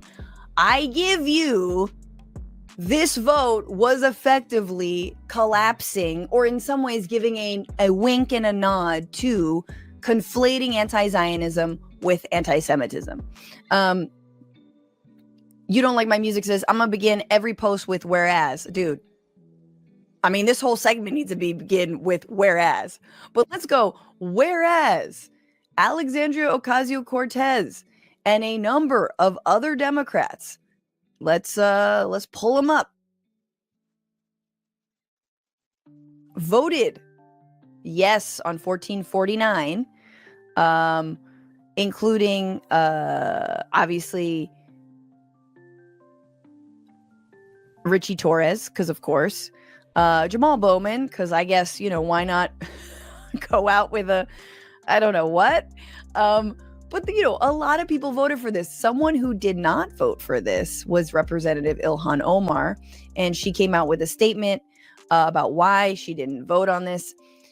She says, I voted no because the bill endorses a harmful definition of the IHRA that dangerously conflates legitimate criticisms of Israel to anti-Semitism and further harms our ability to address anti-Semitism. I condemn anti-Semitism unequivocally. However, this resolution does nothing to combat anti-Semitism. I will continue to stand against any attempt to silence genuine concerns of the Israeli government as anti-Semitism, because Ilhan Omar is a real one. So I don't know why AOC keeps doing this. I don't know which liberal Zionist organizations have gotten to her to tell her that actually the biggest threat to this world isn't Israel trying to drag everyone into World War III vis-a-vis ethnic cleansing of Gaza while calling everyone anti-Semitic. And instead, it is somehow anti-Semitism, perceived, imagined, and yes, in some cases real, but most of those cases are coming from Nazis who were marching with swastikas on the streets of like Ohio because people put out a blood libel against Haitians. You know what I'm saying? Like that's the anti-Semitism that's actually happening. So I guess, you know, score one for Franny being wrong on AOC this week. And to further prove that the United States is so deeply unserious about actually countering anti-Semitism and how much those who are responsible for overseeing the rise, the global rise of anti-Semitism and making sure that like there is no global rise, that actually is a project that is collapsed into nothing but Hasbara, nothing but pro-genocide and genocidal points of view. Let me go back. Let me give you once again our girl, Deborah Lipstadt, who is the U.S. State Department envoy to combat anti-Semitism. You all remember her, / maybe you didn't see this clip.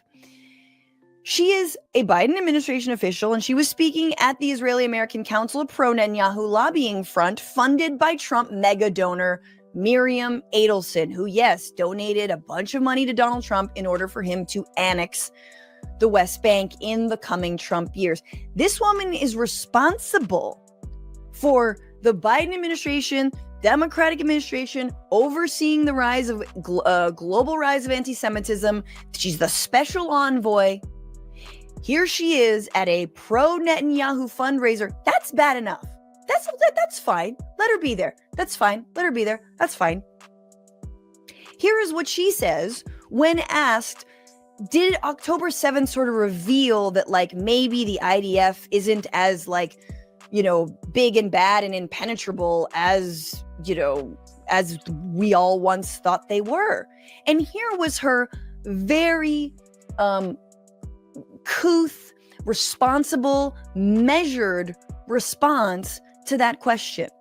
After October 7th, there was a feeling around the world that Israel is weaker. And in the... You want a beeper?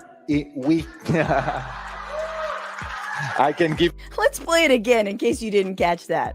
After October 7th, there was a feeling around the world that Israel is weaker. And in the... You want a beeper? She said, do you want a beeper? Straight up, the exact same thing that dude bro, whatever his name was, Ryan, I don't give a shit, I forgot his name, said to Mehdi Hassan on that CNN panel, I hope your pager doesn't go off. She said, do you want a beeper? So, what's up, Ruby? Welcome who's in. zooming who, people? We want to take real anti-Semitism seriously. We all want to do that. And yet, your global envoy on anti-Semitism is saying, do you want a beeper, in response to whether or not, basically like defensively sticking up for Israel. It's just sick, man. It's sick. What's going on, Frantifa? If you haven't already, subscribe to this channel right now. Hit... Definitely give Franny a like. Appreciate her content. All right, chat.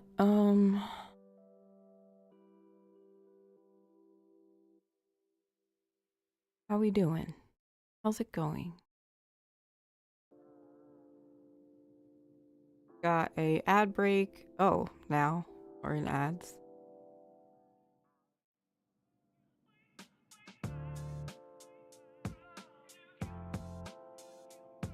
hope y'all are having a fantastic Monday with me.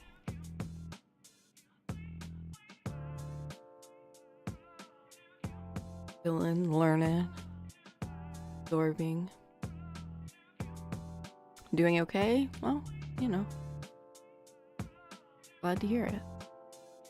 Glad to hear that you are okay.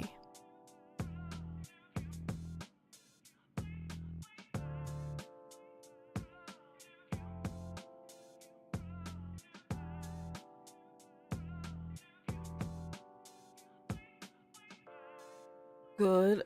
Yeah. Nice. I'm gonna take a look. Stretch.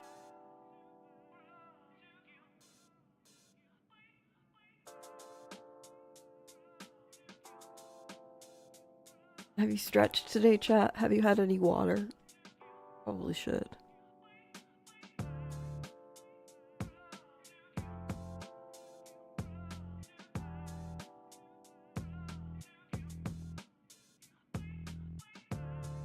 Oh, thanks.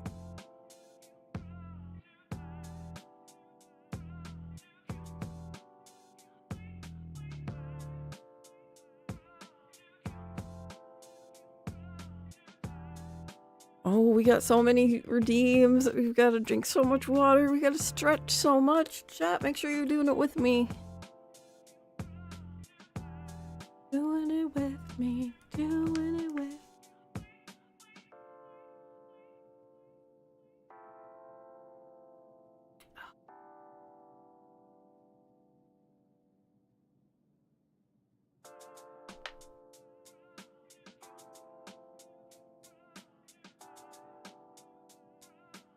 All right. Nice break there.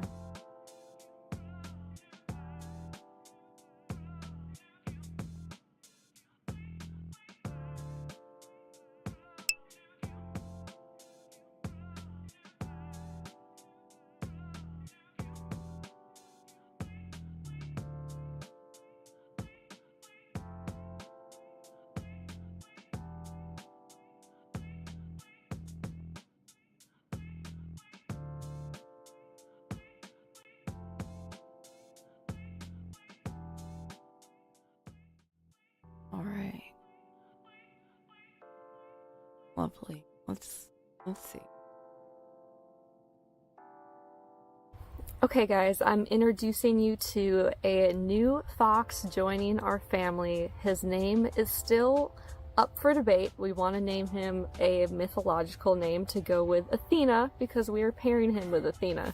So originally we had paired Apollo with Athena. They're both tripod foxes and we hoped that they would get along, but Apollo rejected her and just decided that he didn't want her to be his girlfriend. So now we are bringing in this new male from the fur farm for Athena. We hope it works out. I try to play fox matchmaker.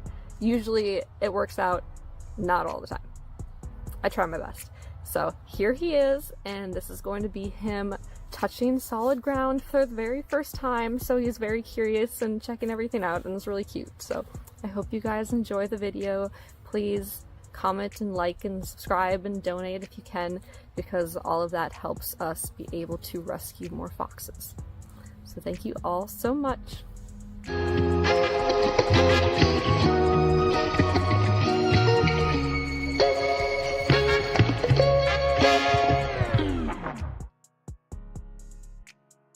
Oh, You did twice.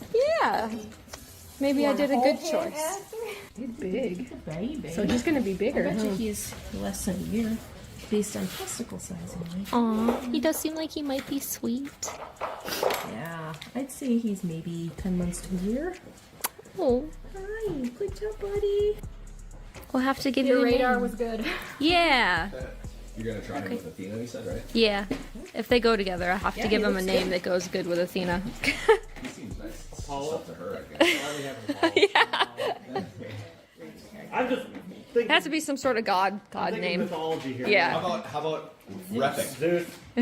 Repic, because it's Kipper backwards. Yeah. That's funny. Aw, what a baby.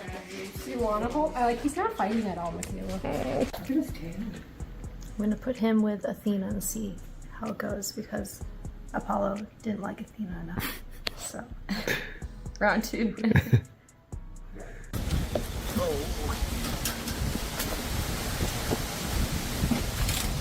Gonna let him interact that way first. Still, do you want white gloves? No, it's his first time walking on ground. Come meet him. He's very shy, nice. You're just gonna sit in there.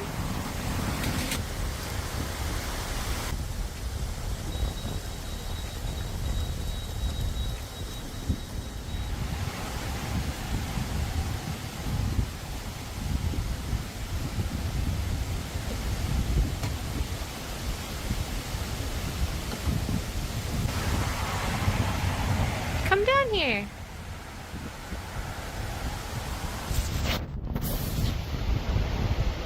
Of course, as soon as I walk away, something interesting will happen, I'm sure. Look at you.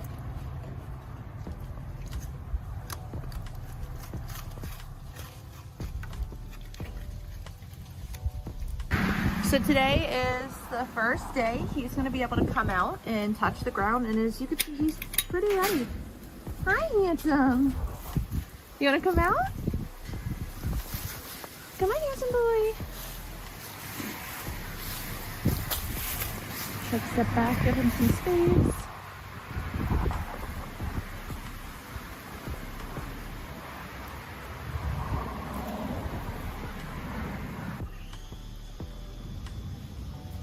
There we go.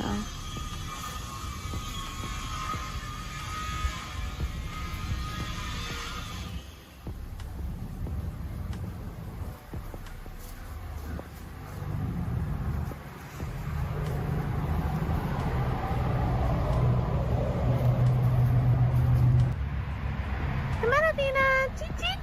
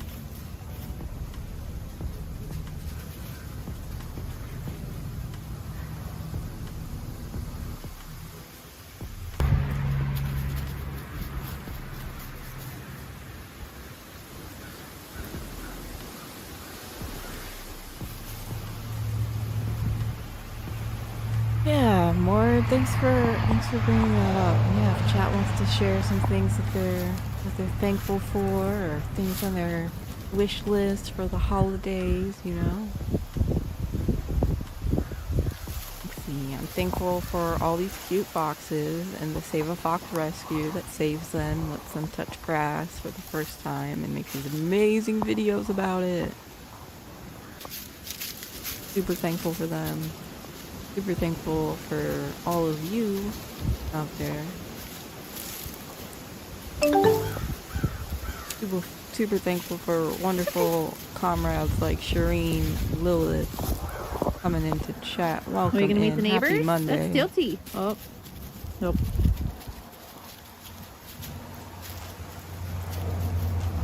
What a cute baby. Oh my goodness.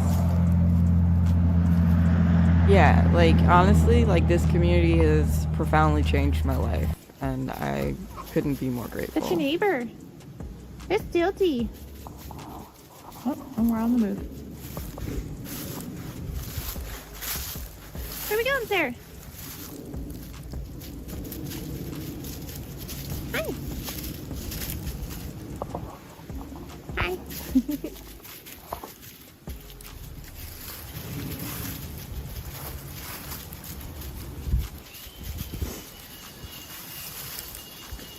Oh, do you like Tilty? That's Paulo's. When we introduce a new fox, we usually follow them around a little bit, make sure they get accustomed to their new surroundings, and introduce them to the less than friendly neighbor. Yeah, that's Apollo. Don't worry about him.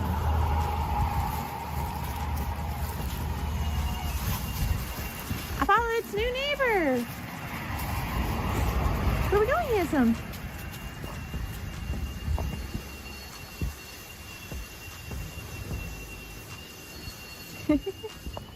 You're certainly not shy, huh?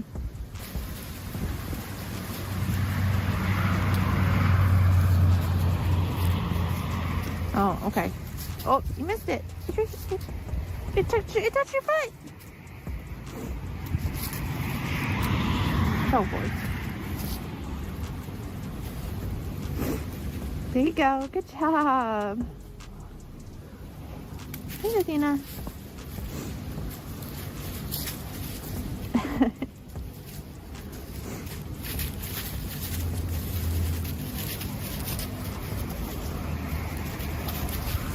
You gotta help him feel welcome, okay? Gotta help him feel excited, Athena. Yeah. Show him all the cool stuff he gets to do.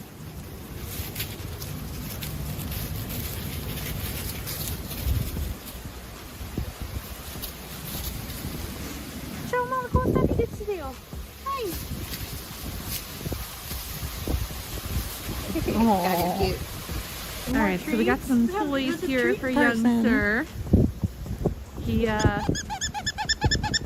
He's still in the exploring phase. He's not quite yet ready to run around and be crazy, silly boy. So we're gonna try to encourage that a little bit with some new toys.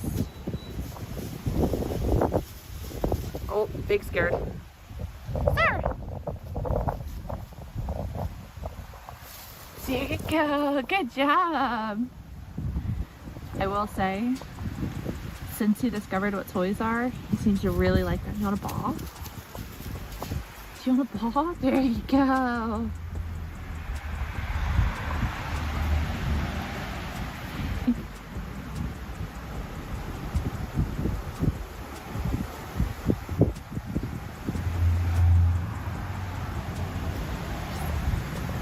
Keep giving me the butt, sir. Sir. Hi, handsome.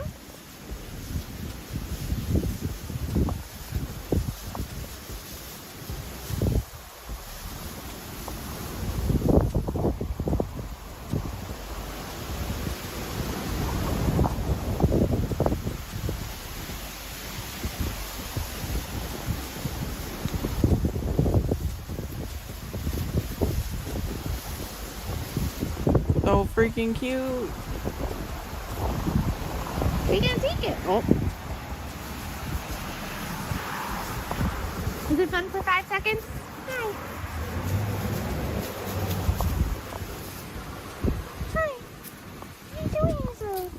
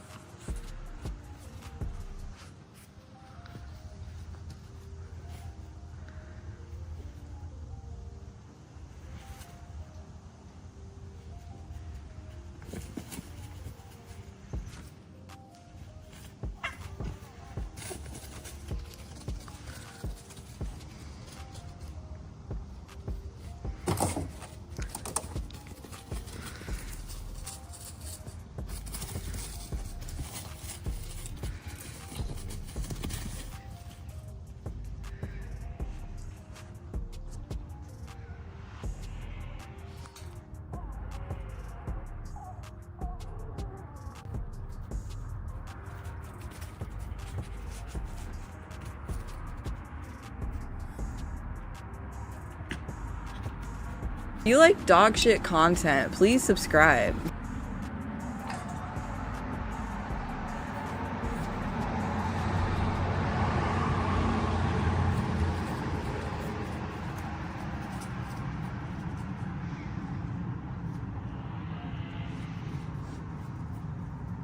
Oh, look here, you drugged out communist.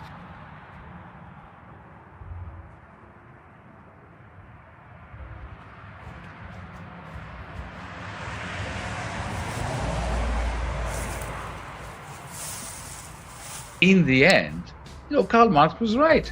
The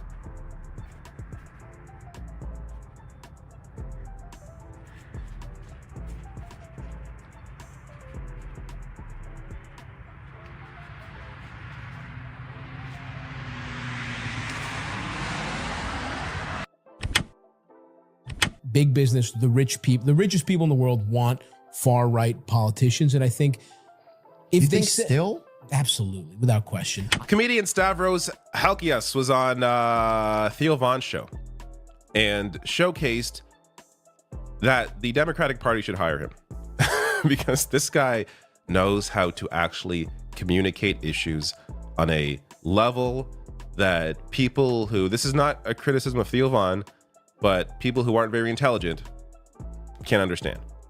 So Theo Von, if you don't know who Theo Von is, he's a comedian and seems like a nice guy.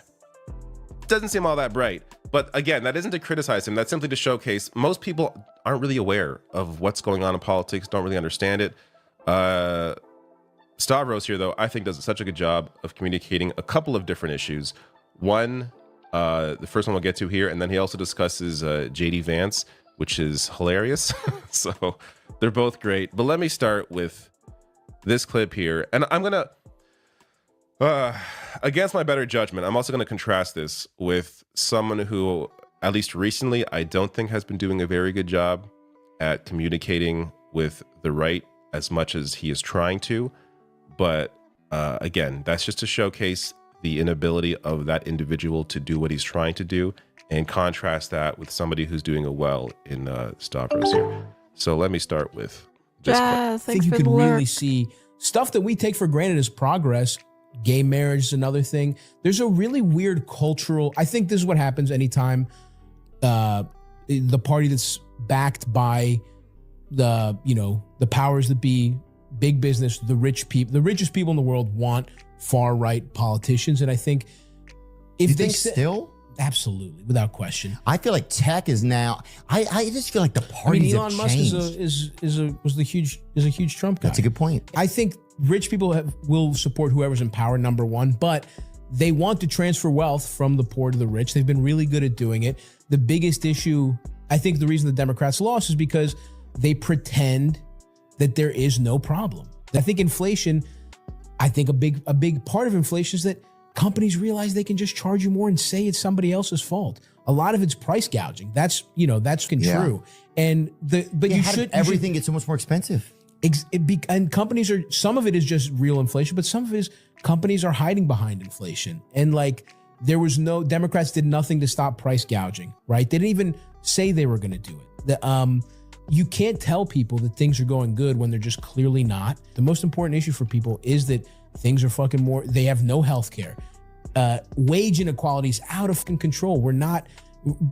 People's wages have not kept pace with how much bosses are earning. Well, yeah, what percent? I mean, Bernie Sanders said greatly that he thought if AI starts to happen for companies, right? So companies are making more money. We don't need you anymore. Yeah. You know what I mean? So you don't get anything and we keep all the fucking profits.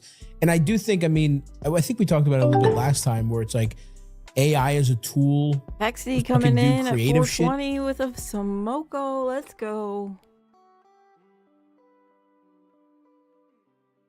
What's up, sexy Taxi?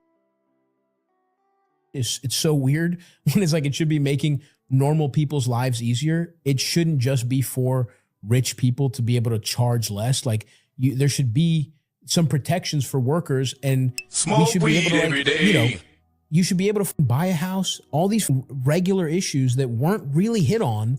It was just, well, you got to vote for us because the other person's worse. And even though I think that is true, that's not a winning message. That's nothing, especially when the other side is offering, they're at least saying shit's bad. Well, yeah. And they're saying it's for the wrong reasons. All right. Great points there made by Stavros. That, people, I've seen criticisms from people saying, oh, but she did talk about, price gouging. Yeah, in the first 2 weeks of her campaign, that was one of the issues that was really discussed.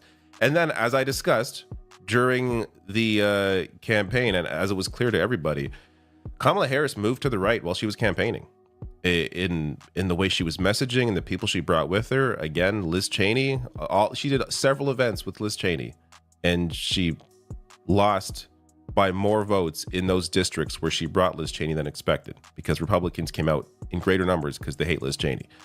Everyone hates Liz Cheney.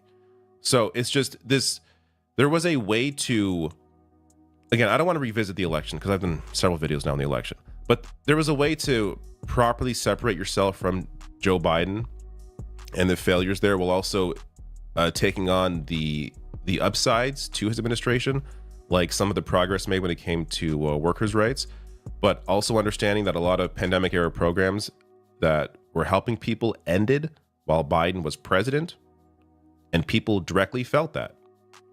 That led to people thinking, when Kamala Harris is on The View saying, there's nothing I do differently than Joe Biden, then she just appears like a continuation of that, as opposed to someone who's actually going to take on, for example, the price gouging that she initially brought up in the campaign. So, contrast that with, let's be clear, the Republicans, of course, much worse on all those issues, but they use immigration as the excuse, right? Which is not the reason for anything, but they at least pinpoint something and fool enough people into thinking that they have the both the problem and the solutions down, whereas Democrats try to soft land that there are any problems at all. Now, let me share this as well. Actually, you know what? I'll end on this. This is more just a fun watch, where Stavros is talking about JD Vance. I want to get to contrasting that with Cenk Uygur. All right, now again, I'm not taking shots here. This is just, I want to be clear. There is a failure in communication here. So on one hand, you have Stavros, who's talking with the conservative, understands how to discuss these issues in a way that I think lands. On the other hand, you have Cenk here appearing to prop up Don Jr., who I know he knows is full of shit. But again, tweeting out, while the left is yelling at me to not work with MAGA, here's Don Jr. saying we should limit generals from working for defense contractors. That's a policy we've been pushing for and got nowhere with Democrats on. Who cares? Who cares who does it as long as it gets done? But it's not under Don. This is such a important, I think, part of the rise of fascism, where you see someone like Cenk, who calls himself a populist and a centrist, really echoing, these ideas, and siding with fascism, siding with fascists. And it's if you're sitting at a table with 10 friends and a Nazi comes and joins you, how many Nazis are at the table? Fuck 12.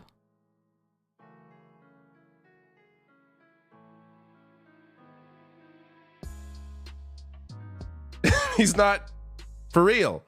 Why? What is the point of doing something like this, other than making conservatives be like, oh look, even Cenk is agreeing here? That's not going to make them now agree with you when it comes to actual pro working class policy. All this is doing is handing Don Jr. a win when he doesn't deserve one. I mean, look at this. This was my reply to this, because it's so ridiculous to pretend Don Jr. is somehow going to be at the forefront of keeping neocons out. So this was another example where comedian Dave Smith, who I did a video on this guy, Trump voter, but he's a libertarian and he hates the neocons. So he was really encouraged by the Stop Pompeo movement and says he wants to keep all neocons out. Don Jr. he's on it. He's got it. This is right after the election. But while those discussions are going on, Brian Hook is the one who was running the national security transition team for Trump, who was a senior advisor to Mike Pompeo. Mike Pompeo once praised him as a trusted advisor who achieved historic results against the Iranian regime. These are the people keeping the neocons out. And also went on to, expect to pick Rubio as his Secretary of State, a rabid neocon. So I don't see the point in trying to give any credit at all to these clowns. And then you have comments like this, like it continued. So there's an interaction between Jake and Elon Musk on Twitter. And where Jake's basically saying you should cut the Pentagon budget. And Elon Musk replies to him being like, do you have suggestions? I'll hear out your suggestions. Which he's not serious about, of course.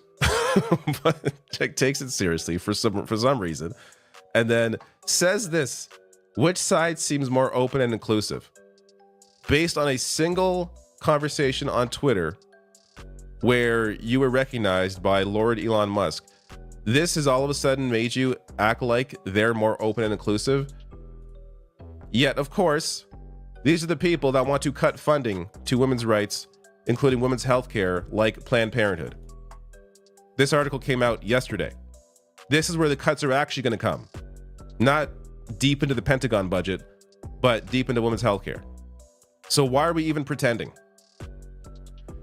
Again, just very different attempts here at, courting conservative voters. I tend to believe the Stavros approach is much, much, much better.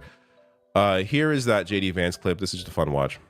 JD Vance was super cool when he came on the podcast. He's a human. Trump's hard to get to know. I don't know that JD. To me, he seems like a traditional, just say whatever it takes to get elected snake, to be honest with you. I know, you had him on, he was cool here, but he was a guy who said he hated Trump. He said some fucked up shit about women. Like, I just think he's and venture capitalist guys are fucking worms to begin with. I don't trust JD Vance at all. I think he's a piece of shit also. So yeah. I mean, I think he's a cut in the regular ass Republican that'll say any fucking fucked up thing to get into power. He sucked Trump's after saying he called him Hitler or whatever. And he made a complete turn when he realized it was politically advantageous to be on Trump's side. I think he also is just a run-of-the-mill piece of shit politician. Like, fantastic. Fantastic to see. And yeah, that was after JD Vance was on Theo Vaughn's podcast too. I got it, Theo Vaughn, I think he's got a heart of gold. I think he means well. I really do. I just think he doesn't know what the fuck is going on. So it's good to have someone like, Stavros on there and really set him straight. Bernie Sanders was on Theo Vaughn's podcast a few weeks ago. So he'll talk to anybody. Again, it's less about the host. It's less about Theo Vaughn. It's the fact that Theo Vaughn has a big podcast. He's, up there with Joe Rogan now in terms of popularity. So it's important to have voices like Bernie Sanders, Stavros, whoever it is, on there preaching a proper message, an educated message to a more conservative or apolitical audience.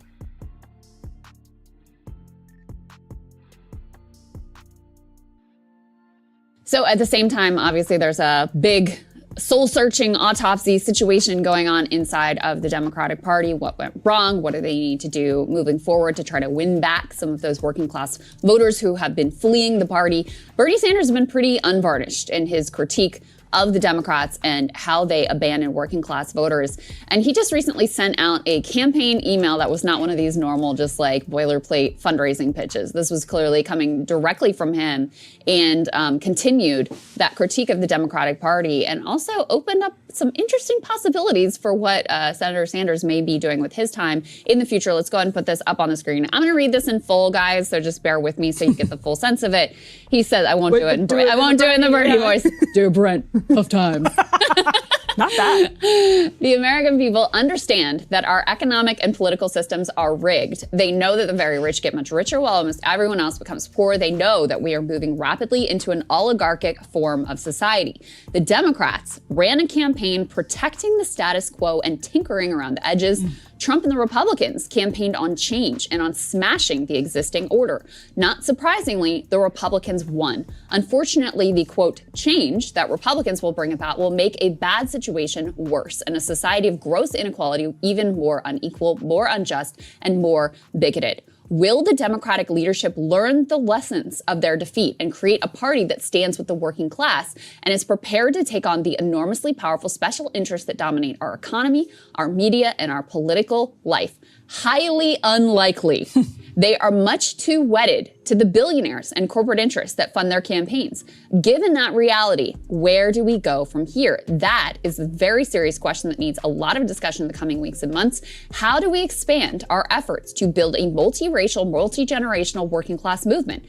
How do we create a 50-state movement, not politics based on the Electoral College and battleground states? How do we deal with Citizens United and the ability of billionaires to buy elections? How do we recruit more working class candidates for office at levels of government? Should we be supporting independent candidates who are prepared to take on both parties? How do we better support union organizing? How do we put together listening sessions around the country that intentionally seek input from people who did not vote for Democrats in the last election? How do we best use social media to build our movement and combat the lies and disinformation coming from the billionaire class and right-wing media? How do we build sustainable and long-term issue-based organizing structures that live beyond individual campaigns?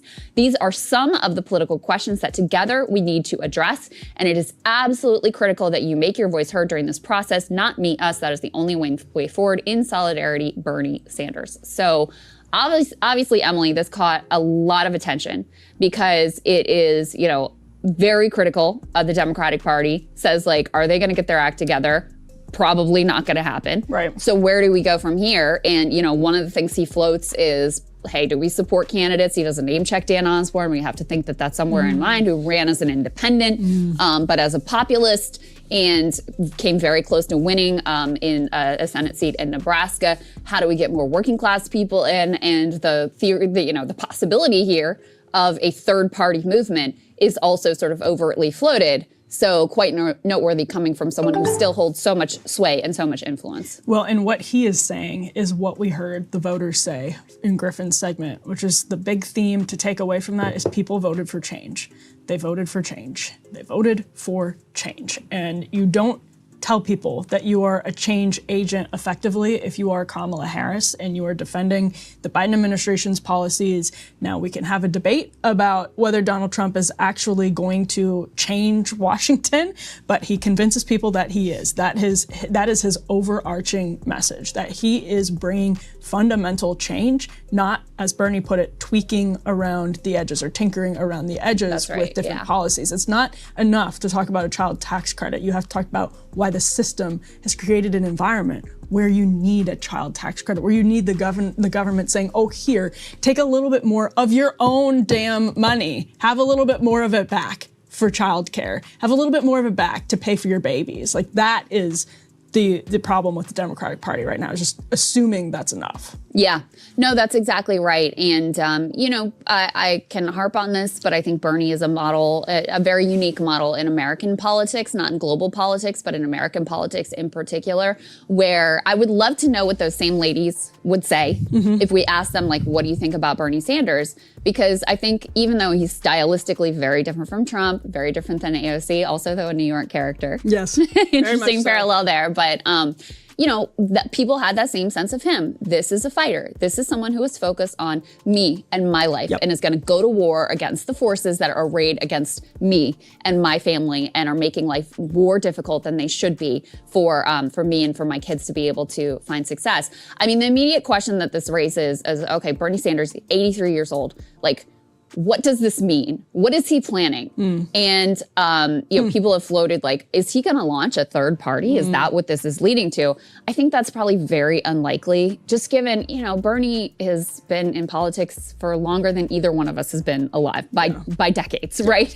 And he knows that in the realities of the American system, like there's a reason that he was able to run as an independent, but caucuses with Democrats and ultimately ran as a Democrat in the Democratic Party, because there are just so many barriers to an independent or third party movement, especially in the post-Ross Perot era, being able to find any sort of significant success. I mean, if anyone could make it happen, it would be Bernie Sanders, because he still does have that, you know, that base and that affection and that media and star power, et cetera, to command. I personally think it's unlikely that at this point in his life, he's going to go in that direction. But I am curious to see what he has in mind for his next act. I can tell you, I saw him speak last week, week before, I can't remember. Anyway, I saw him speak recently, and he's still got it. Let me tell you, there is no like mental decline there going on. You know, he is 83 years old, but mentally he is still extremely sharp and extremely powerful. So this could be a really interesting development here. He should be threatening them with it, even if he's not serious. It's like Trump with tariffs. Like, he should absolutely be threatening a third party, because someone has to put the fear of God into the Democratic elite.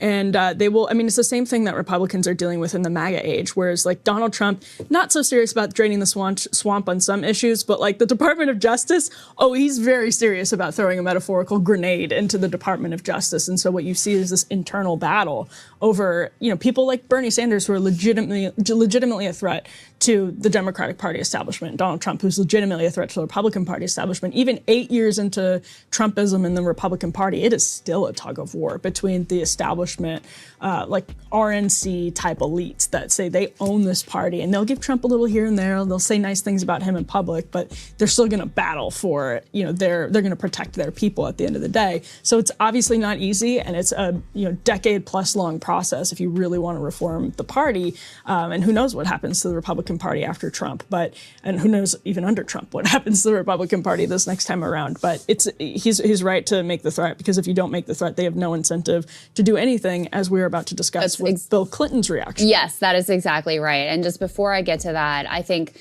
you know, on the one hand, one of the things that has always made it more difficult for a Bernie Sanders style, like left populist movement to succeed, is that it offers a direct threat to, you know, billionaire and oligarchic class interests. Like, that's central to the vision and the ideology. Trumpism is less of a direct threat. And in fact, they did quite well under Trump in the first term, and I think felt very comfortable with him going into a second term. So when you have not only the Democratic establishment forces, but sort of like uniform capital class arrayed against you, that obviously creates a more challenging landscape. But on the other hand, you know, Trump is a destroyer. This is one of the things I'm going to talk about in my monologue. And he has kind of destroyed a lot of the liberal institutions that served as a bulwark against a left populist movement. I mean, MSNBC is the primary case in point here. They were enforcers for establishment Democrats. And because liberals still had so much faith in these institutions, they were very powerful. So when they, in 2020, said, Joe Biden is the one, and that's it, you have never seen the polls shift as rapidly as they did in favor of Joe Biden to coalesce behind him to defeat Bernie Sanders in that primary, after it looked like Bernie was headed to a victory after Nevada. I mean, in 2016, obviously, they were all aligned behind Hillary Clinton. That was also extremely powerful. And that institutional trust with liberals has really been broken and degraded. And the institutions themselves have really been broken and degraded. So there just isn't as much there to block some other left movement. Now, do I think that that is what's likely to unfold, and that the Democratic Party is likely to be taken over by some left populist movement or third party to arise or whatever? I don't think it's likely. But there is a possibility that exists now that did not exist in the past. And I think that's what Bernie Sanders is sensing and seizing on as well, because those bulwark institutions within that protected the Democratic Party establishment have been dealt, in a sense, a devastating blow by their own malfeasance, their own failures to grapple with Trumpism and effectively defeat Trumpism, which was the central promise that they were offering. They weren't offering healthcare or wages or whatever. Their central promise was, we are going to end the Trump era. They failed.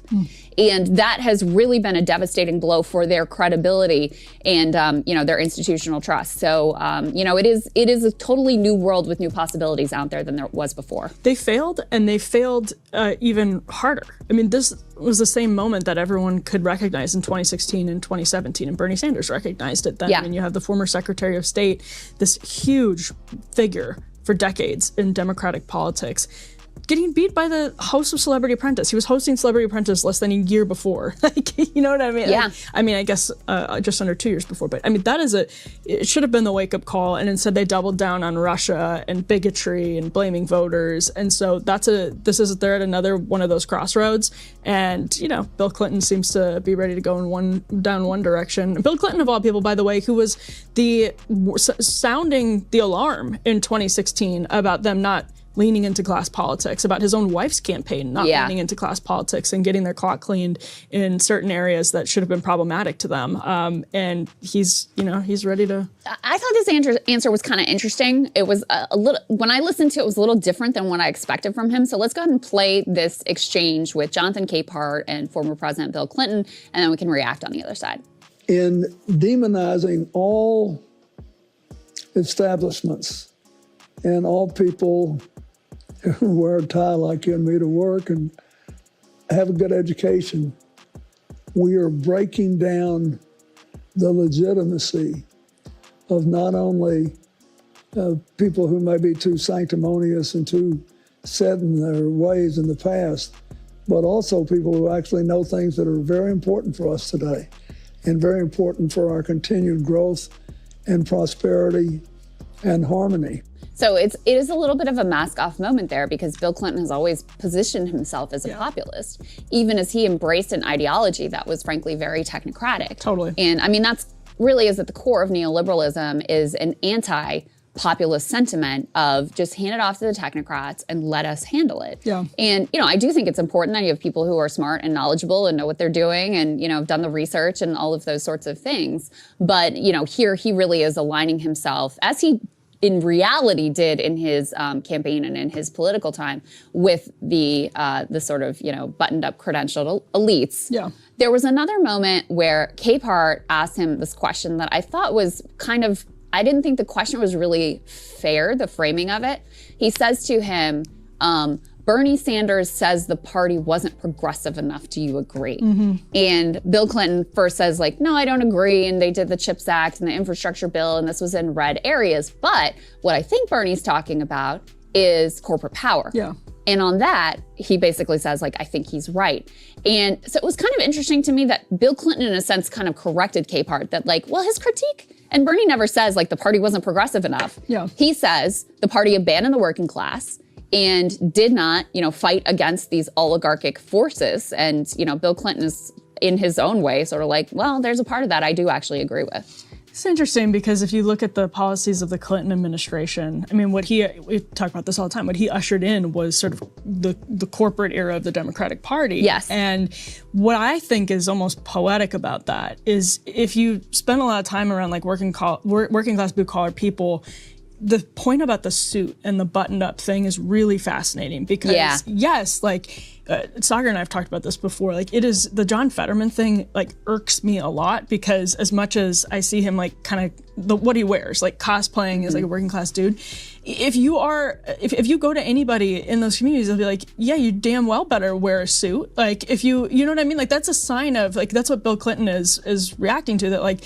even he grew up with nothing. Truly. And that was a sign of respect. It was a sign of like, you made it. Like you should be proud about upward mobility because that means you did something right. And it means you worked really hard and you like got to where you were and you have respect for the position. And the assumption that, you know, you have to be walking around in a t-shirt to, you know, impress people in working class communities is like insulting. That's not what Donald Trump does. Right. Exactly. Like Mitt Romney would go to the Iowa State Fair with his rolled up Brooks Brothers shirts. It's like disgusting. Yes. And so Bill Clinton saying that is interesting to me because it gets to this point about, I'm going to sound like we should have Ryan's Lenin book behind us, but like, class traders, where Bill Clinton comes from nothing, works really hard, and becomes very successful, becomes the president of the United States, and is now looking back at why people don't trust guys in ties, like Griffin. The answer to that is because the guys in ties sold them out. Like they came from nothing and they ushered in this era. And that's who it Bill wasn't Clinton just them, was. but they collaborated with the thing that drives me crazy about Bill Clinton. I mean, first of all, the decision to send him to Michigan and to, make just insane comments about Israel and Palestine. And I mean, it just can we retire this man at this point? Come on. Yep. But the deeper He's problem. He's selling a new memoir, by the way. That's why he was on the movie tour. Interesting. Yeah. The deeper, maybe he'll come here. Wouldn't that be interesting? The deeper problem is that Bill Clinton signed NAFTA. Mm-hmm. Yep. Bill Clinton pushed PNT, permanent normal trade relations with China. Yep. You want to talk about what devastated the working class. You want to talk about what cemented the working class shift away from Democrats. You would be hard pressed to find two more consequential events in that timeline. Mm-hmm. And so for him to come out now and be like, the corporate power thing, maybe he's got a point. It's like, you helped to author. You were the primary author in a lot of ways of this era of mass inequality and rampant corporate power and monopolies. And by the way, he helped deregulate Wall Street. And by the way, he, cut the capital gains rate, all giant giveaways to the wealthiest among us that spiraled inequality out of control and that decimated vast swaths of the country. You were the author of that. And there's just never been any real reckoning with that. He's still treated as this brilliant political strategist and elder statesman, et cetera. But your point about the class trader piece of the suits and the disrespect that can read as sometimes when you're trying to cosplay as working class by wearing the flannel or whatever. Yeah. In that book that I've referenced a couple times, because I've found a lot of parallels to the current time, but about the Back to the Land movement in the 1970s. The hippies in this town in Vermont who had their commune, and they're doing their whole we reject hygiene, and our parents were these stiffs wearing suits, and we're not going to do any of that. They were trying to get a job as school bus drivers in the town. And they had maintained pretty good relations with their neighbors, and there were a lot of the people in the community were kind of okay with it. But there was a pushback because they found out oh, you guys are growing weed and we don't really want you driving ours. So there was this town meeting that comes to a head where they're coming in to make their case for why they should be the school bus driver for this little town. And everybody in this little town, conservative, rural farming community, they all show up to this town meeting in their Sunday best because it's respectful. And the hippies, who many of them came from these affluent, professional, middle class or upper middle class families. So interesting. They're sort of donning poverty as a fashion statement, show up all dirty and muddy and smelly and hair crazy and whatever. So right? And there was something about that also, that really rubbed people the wrong way of it's not cool and earthy that you're like this. It's disrespectful to our town and our traditions and, this meeting that we take really seriously. And so, I don't know, the Fetterman cosplay thing and the way that so many of these politicians try to cosplay something that they're not, I do think comes off as phony, and Ken at its worst come off as just insulting. Yeah, it's we believe that this office has dignity, don't you? We believe that. And just the superficial signaling via clothing, it's Bill Clinton. I think the big problem with that interview is him still pointing the finger at Republicans and podcasters, that's what he's doing, pointing the finger at them for making people distrust the guys in suits instead of pointing his finger at the guys in suits for creating that distrust. That's right. The podcasters, because that would implicate him, right? Because he's the one that put those guys in suits in the place to do all of that damage. He's one of them, right? That's right. So the guys who, and maybe Bill Clinton thought he was doing what was right. Let's just hypothetically, maybe he thought he was doing what was right, and it wasn't about serving the class that he came to be a part of. But if you are still pointing your finger at Donald Trump, the Republican Party, disinformation, podcasters, for making the American people not trust the men in suits and ties and the women in suits, not usually ties, but the professional class. If you're still pointing your finger at Republicans and podcasters and the unwashed masses for not trusting them instead of pointing the finger at yourself, you do not get it. Yeah, no, I think that's right. Hey, if you like that video, hit the like button or leave a comment below. It really helps get the show to more people. And if you'd like to get the full show, ad-free and in your inbox every morning, you can sign up at breakingpoints.com. That's right. Get the full show, help support the future of independent media at breakingpoints.com. Good morning, everyone. Happy Thanksgiving week. Crystal, grateful for you. Oh, thanks. Same, Thank you. Always a fun time with you here at the desk. Well, it's a blast. As memes do. Yes. And I'm also taking a look at MSN Did. So as I was just saying, we have Griffin here in studio with us to help break down these conversations that you had with people who actually voted for AOC and Trump. We had a number of women who we were able to speak with. So set up a little bit for us what you asked them and what your general takeaways and vibes were. Yeah, without giving like too much of a spoiler, it was interesting because like for Trump, the reasons were all pretty much the same. It was immigration, it was wars, and it was like the economy. With AOC, it seemed to be more of her personality, her charisma, and kind of like her like celebrity star status, but also just like this feeling that they felt like she was real, that she was real and that she like actually cared. So that was really interesting. It was a range of voters. There was some people who were high information, like they've been tracking it for about a year, and some people who kind of made their decision within like the last day or two. But yeah, the range of answers, as we'll see in just a second, were pretty similar from the majority of the voters. All right, well, let's go ahead and take a listen to what they had to say.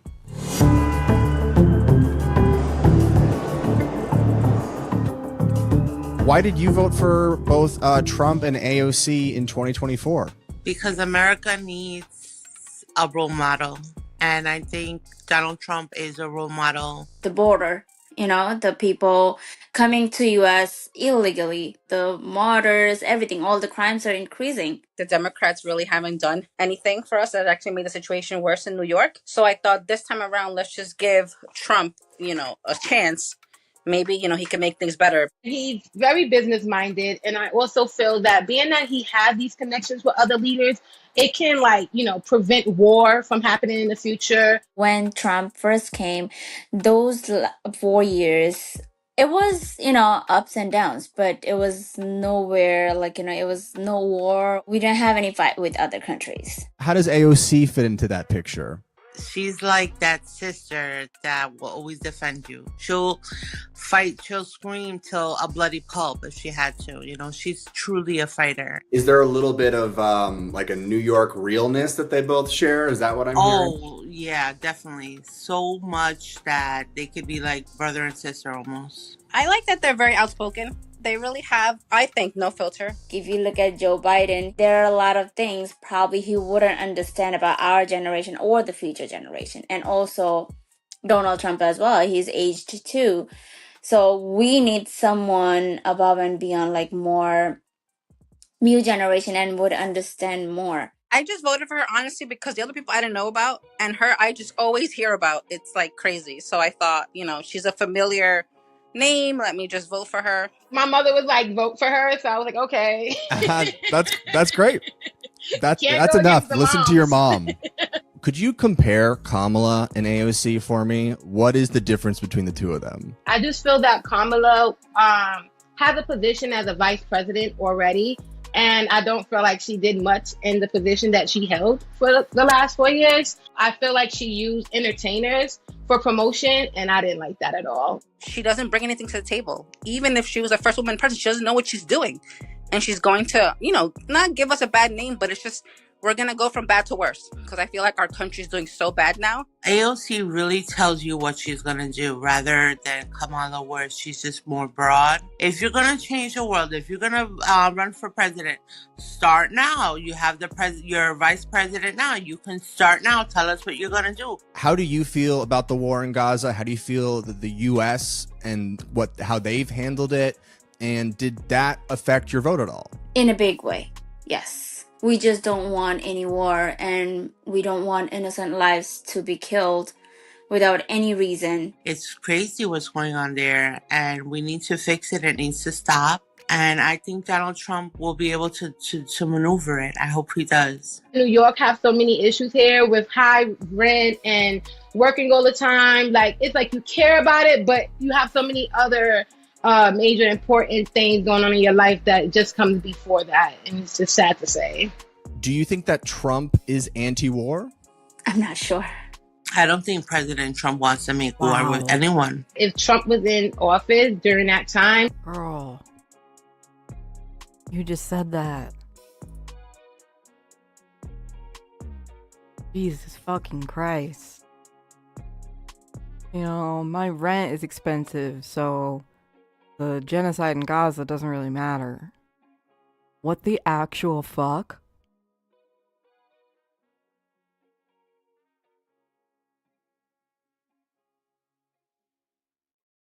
And we wouldn't, a lot of things that are going on with the migrants, the war, I just don't believe a lot of these things would be going on. If Trump had been president, I really don't think it would have gotten this far. Would you vote for AOC for president as a Democrat? Yeah, I would give it a chance. I mean, I don't say that women are not equal to men, but I think she might need to work on her education of world news, like her way to communicate about it and the policies and everything. She will be good, maybe. If Trump were to use like the military, let's say if he were to use the army to start deporting people from cities, is that something that you would support? I would definitely support that because I think that would be the only way to get the deportation process started. We're talking about criminals. We're talking about mobs. You know, a lot of gang members. They're not talking about criminals, you fucking low information voter. Like, it's not going to be just, oh, you know, you committed a crime, you get deported. They're going to just be rounding up brown people. Holy shit. Who else would be able to do that but the military? I think it's really a case-by-case basis. Fucking I feel like a lot of them just come here and get away with things. I don't think the police is doing what they should right now. I'm really sorry I said that. I apologize.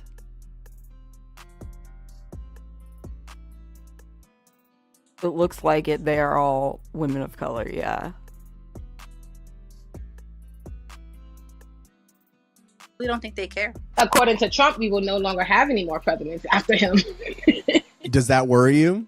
No, not at all. We need to get rid of like Congress, the legislation, the laws, like everything just needs to be rewired. And we're talking about criminals. We're talking about mobs, you know, a lot of gang members. And I mean, who else would be able to do that but the military? I think it's really a case-by-case basis. I feel like a lot of them just come here and get away with things. I don't think the police is doing what they should right now.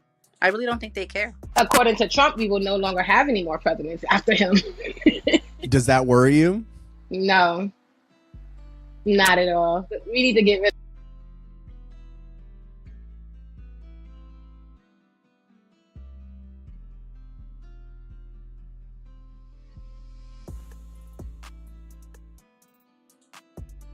Wild. Absolutely wild shit, man. Like Congress, the legislation, the laws, like everything just needs to be rewired and rethought out. And let's just start this whole thing over again. So interesting. So Tashina there at the end. Accelerationist theory? Holy shit. What's up, Arnalda? I see you over there on the YouTubes. And just like burn it all down. Let's start it all over. Get rid of all the Congress. Like just let him do whatever he wants to do. No more presidents. We don't have to work anymore after that. Then that sounds good. No more elections. Nothing else to cover, so we can all retire. Shut it down. Yeah. There was so much that was interesting about that, though. I mean, surface level, the reasons match a lot of what you see in the polls. Like, oh, immigration was important. Oh, inflation and the economy was important. But there was so much texture there that was really different. And the other thing that came across to me in watching these voters, and like you said, some of them were more like high information, more tuned in, and some of them were less engaged in the day-to-day news cycle, which nothing wrong with that. But in both respects with Trump and AOC, what they really have in common, more than anything else, is star power. Yep, New York realness. Huge name ID, huge star power. You know, so you had the one woman saying, like, I just hear about AOC all the time. Sure. You know, so I feel like she must be doing something because I hear her name a lot.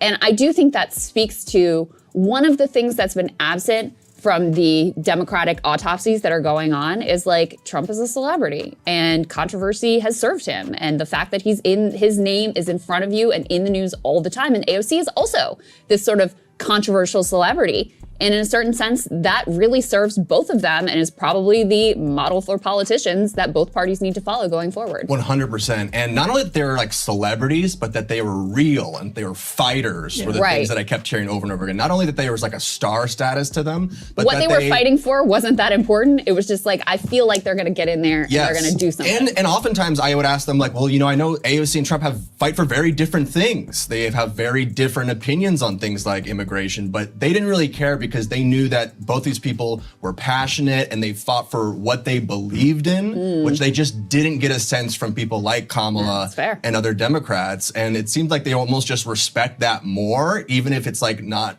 even if they disagree on a certain issue. Yeah, that's important. And also what they believe in fundamentally in the minds of especially casual voters who don't spend their days thinking about this is helping the country. And to the point that you brought up, that can be very different things. But if they believe that you have their best interests at heart, then they just sort of have to put the trust in the candidate that they ultimately go with. And they're not super partisan or ideological. So I thought that was really helpful, Griffin. I wanted to get your take on immigration because this is not exactly a very white district. And that mattered a lot to these voters, contra the media narrative about how it would be turning many, many people off. And, you know, Donald Trump would be dead on arrival, especially with non-white voters because of the immigration issue.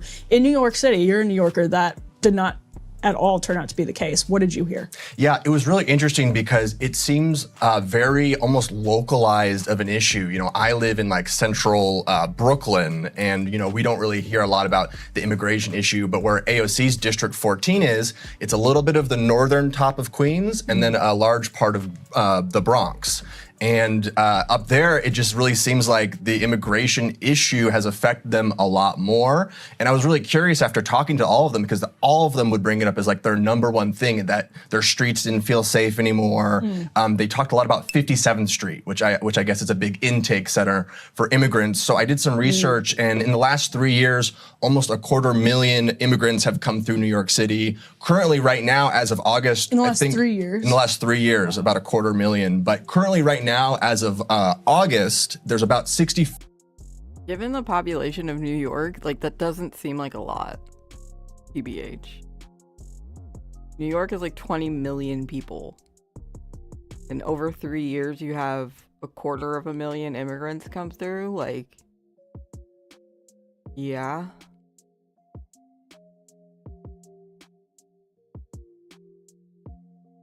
And like, there's a huge cognitive dissonance where Americans don't accept that our imperialism is what's causing the migration crisis, if you can even call it that. But what's causing an influx in migration is U.S. foreign policy. And Americans don't want to deal with the ramifications of our own fucking government. And it's disgusting. It's absolutely disgusting.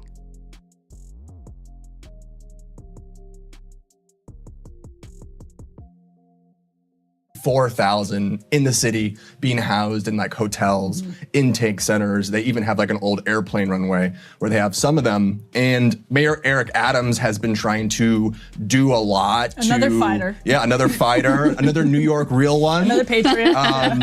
But you know, Eric Adams has been doing all sorts of things across the broad. Like Eric Adams, he recently traveled to Latin America to hand out flyers about how expensive New York is, so you shouldn't come. And so he's trying all sorts of strategies. Is that where Istanbul is? Yes, absolutely. Yeah, some geography lessons. But like they also, what I found out recently is they have this new rule for sheltering where you can only stay in the hotels now for 30 to 60 days, and then you have to apply to be able to stay in, or you get kind of dished to the street. And I think that's where we're seeing a lot of these women, these voters, noticing a lot more people on the streets now because they're not in the hotels anymore, because after that 30 days, they're now in a tent on the sidewalk so there's somewhere. More visible sort of disorder. And they're linking basically anything to those immigrants, any crime, any gang activity. They're kind of just immediately linking that to the immigrants. And yeah. But it's a sanctuary city, right? So that's where people, Yes, if you can people are apply for on the asylum. streets, right? So if people are on the streets, they remain on the streets. That's, unless there's like housing, to your point, that steps in and all of that, which seems to also be frustrating the voters. Yeah. And then to the military deportations part, which I wanted to ask them about, because that seemed to be just a big kind of national talking point about will Trump use the army to bring people in? And the core thing to them was they weren't really scared of that because they were really sick and tired of it. And it seemed to me that it was pinned on that they found the NYPD to be incompetent and unable to handle these issues, which I kind of don't blame them. I mean, as a New Yorker, I mean, you see these cops on the subways, they're mainly going after like ticket fare people and on their TikToks, so it was funny because that's something that you would never, from a top line analysis, you would never get the texture of that, like, oh, they're like anti-police. Right. And that's why they're like, I guess you got to bring in the military because, and it is true if you poll institutions, one of the institutions that has the highest level of trust in the country remains the military. So that logic is really interesting and not something that you would sort of guess from the outside, but does, from their perspective, make some sense. The reality of what that might actually look like may create a different impression. Right. But coming in, that's not a non-starter for them whatsoever. The other thing that was really noteworthy and that did not turn up as much in the, the surveys about why people voted the way they did is that all of these women seemed concerned about war. They seemed concerned about Gaza in particular. The one woman who I'm blanking on her name, I know when you first asked the question, she said, like, basically peace. That's what I'm most interested in. I believe that was Nazia, yes. Nazia, and she was yeah. the most informed. She'd been really paying attention to almost all of the politics for about a year, so she was the most informed. But all of the women were aware of this. None of them were like, what's Gaza or what's going on there? Like,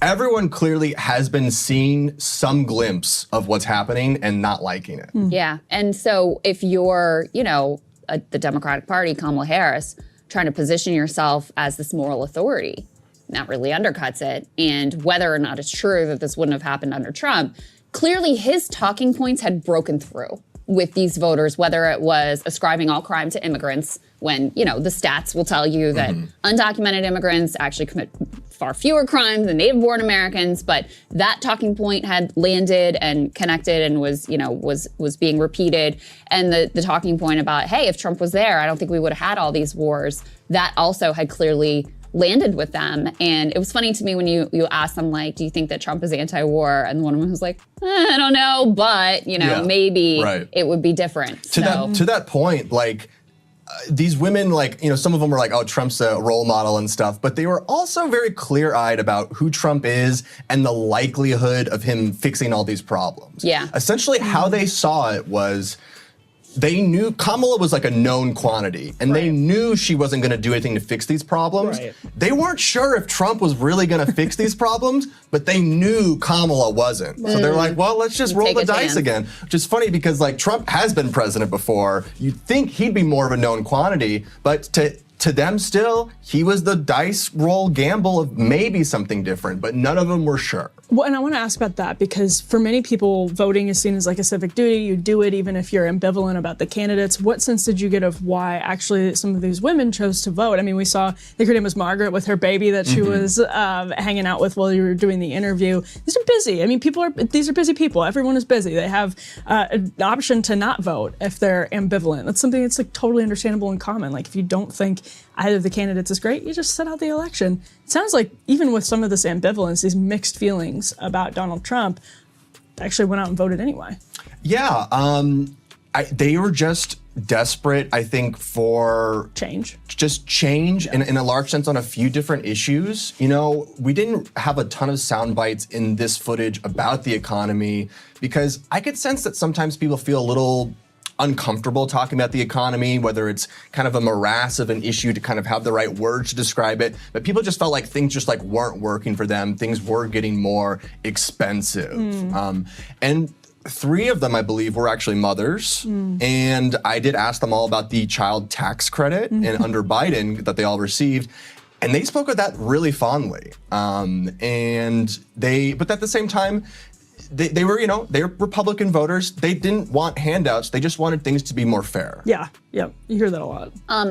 You got a little taste in there. You asked, okay, would you vote for AOC for president? Yeah. Is that something you'd be open to? And one of the women had this response that was like, well, I'm not saying women aren't equal to men, but, you know, maybe she needs to do a little more work.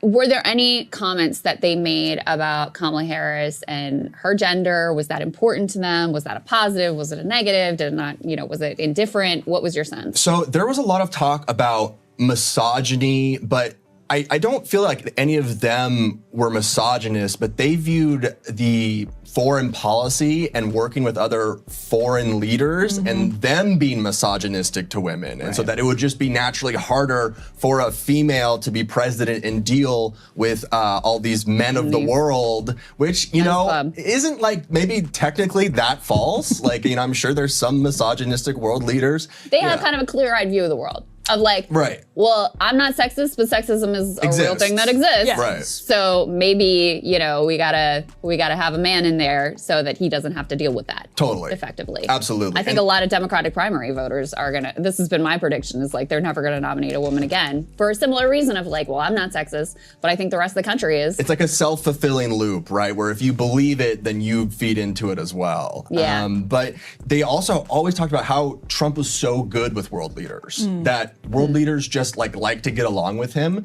And that was his like secret sauce to like stopping wars. And they all mentioned like, there just wasn't that many wars when Trump was around.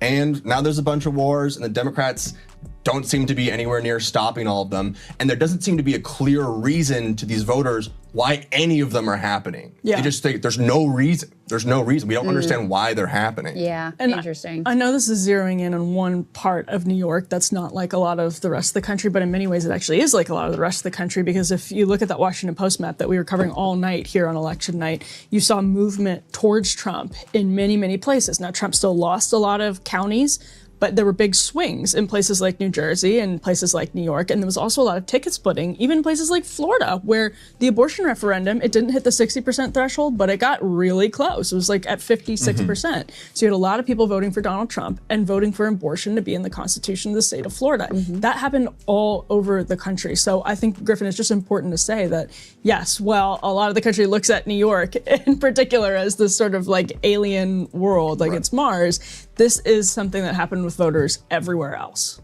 Absolutely, yeah. And, you know, none of these voters are like white men. You know, like three-quarters of these were mothers. They were all working class women between their 30s and 40s. And yeah, they just...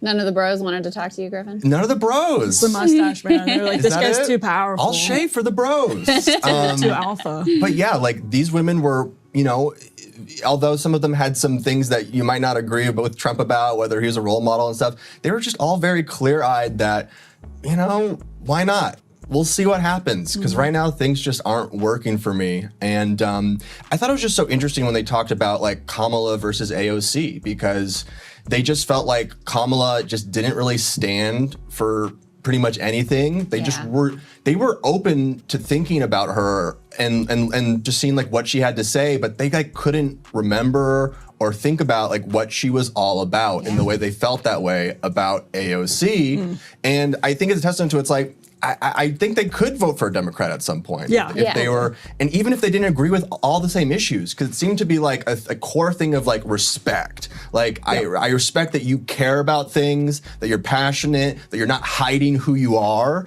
And those things seem to surmount like any of the individual issues because they all love AOC. Yeah, and that's been my thing is like, I think that a lot of times liberals look at politics in the wrong way.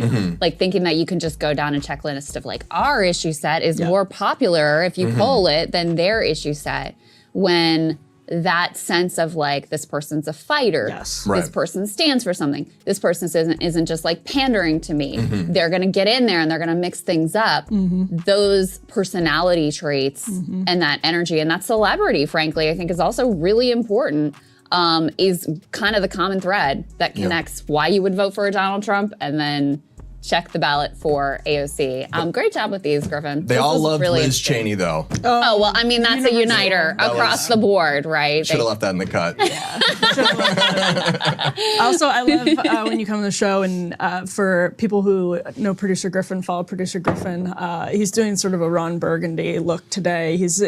Watch out, you're going to start dating yourself with that reference. That's an old millennial reference. That's an elder millennial Yeah. reference. But we don't often see you in a tie, and out of respect for Sagar, Yes. it was important for you to put the tie on. Yeah, we didn't want Sagar to be distressed Not while on he's his out trying to honeymoon. enjoy his honeymoon, honeymoon. yeah. So that was very kind of you. Of course, absolutely. Anything for Sagar. I was worried he was a little too skinny. I was a little too RFK Jr. maybe, but Yeah, well, we'll get his after-action report. Yep, when he gets absolutely. back. But yeah, and I really like to thank JLP partners.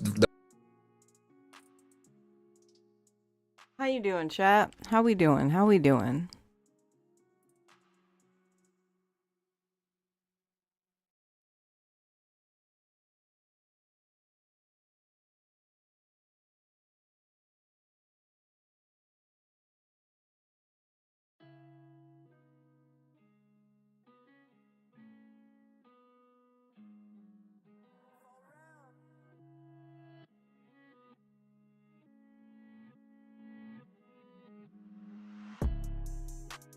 I mean, I'm fine.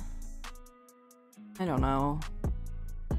I'm debating on whether I want to do more content or if I want to raid over to Vitingale and go do that for an hour. We should probably go support our friend. Show some camaraderie.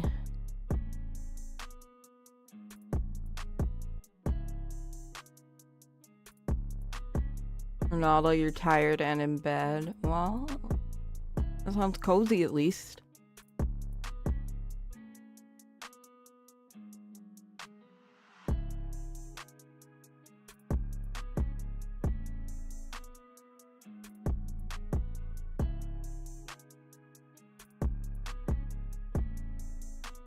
Camaraderie. Let's go.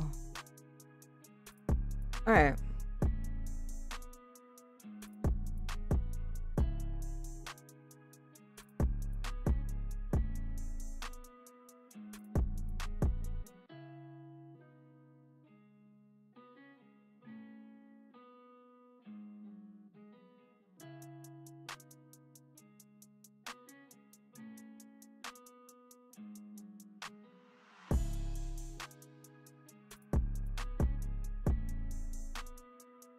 Let's get ready to head over to Vitingale.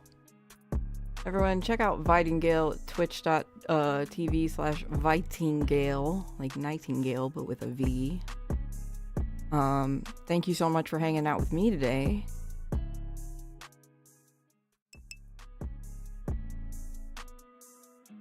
I really appreciate you guys. I know it's not the longest stream I've ever done.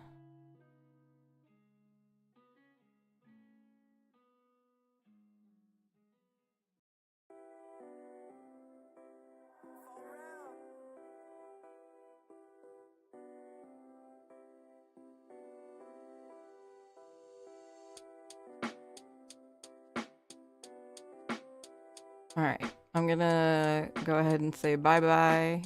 Attention alien army, we do have I'm gonna say a hi. raid incoming. I repeat, a raid incoming. Joker! Dead End Joker raided your channel with 1 viewers. Let's go! Hop on the raid! I'll see you guys soon!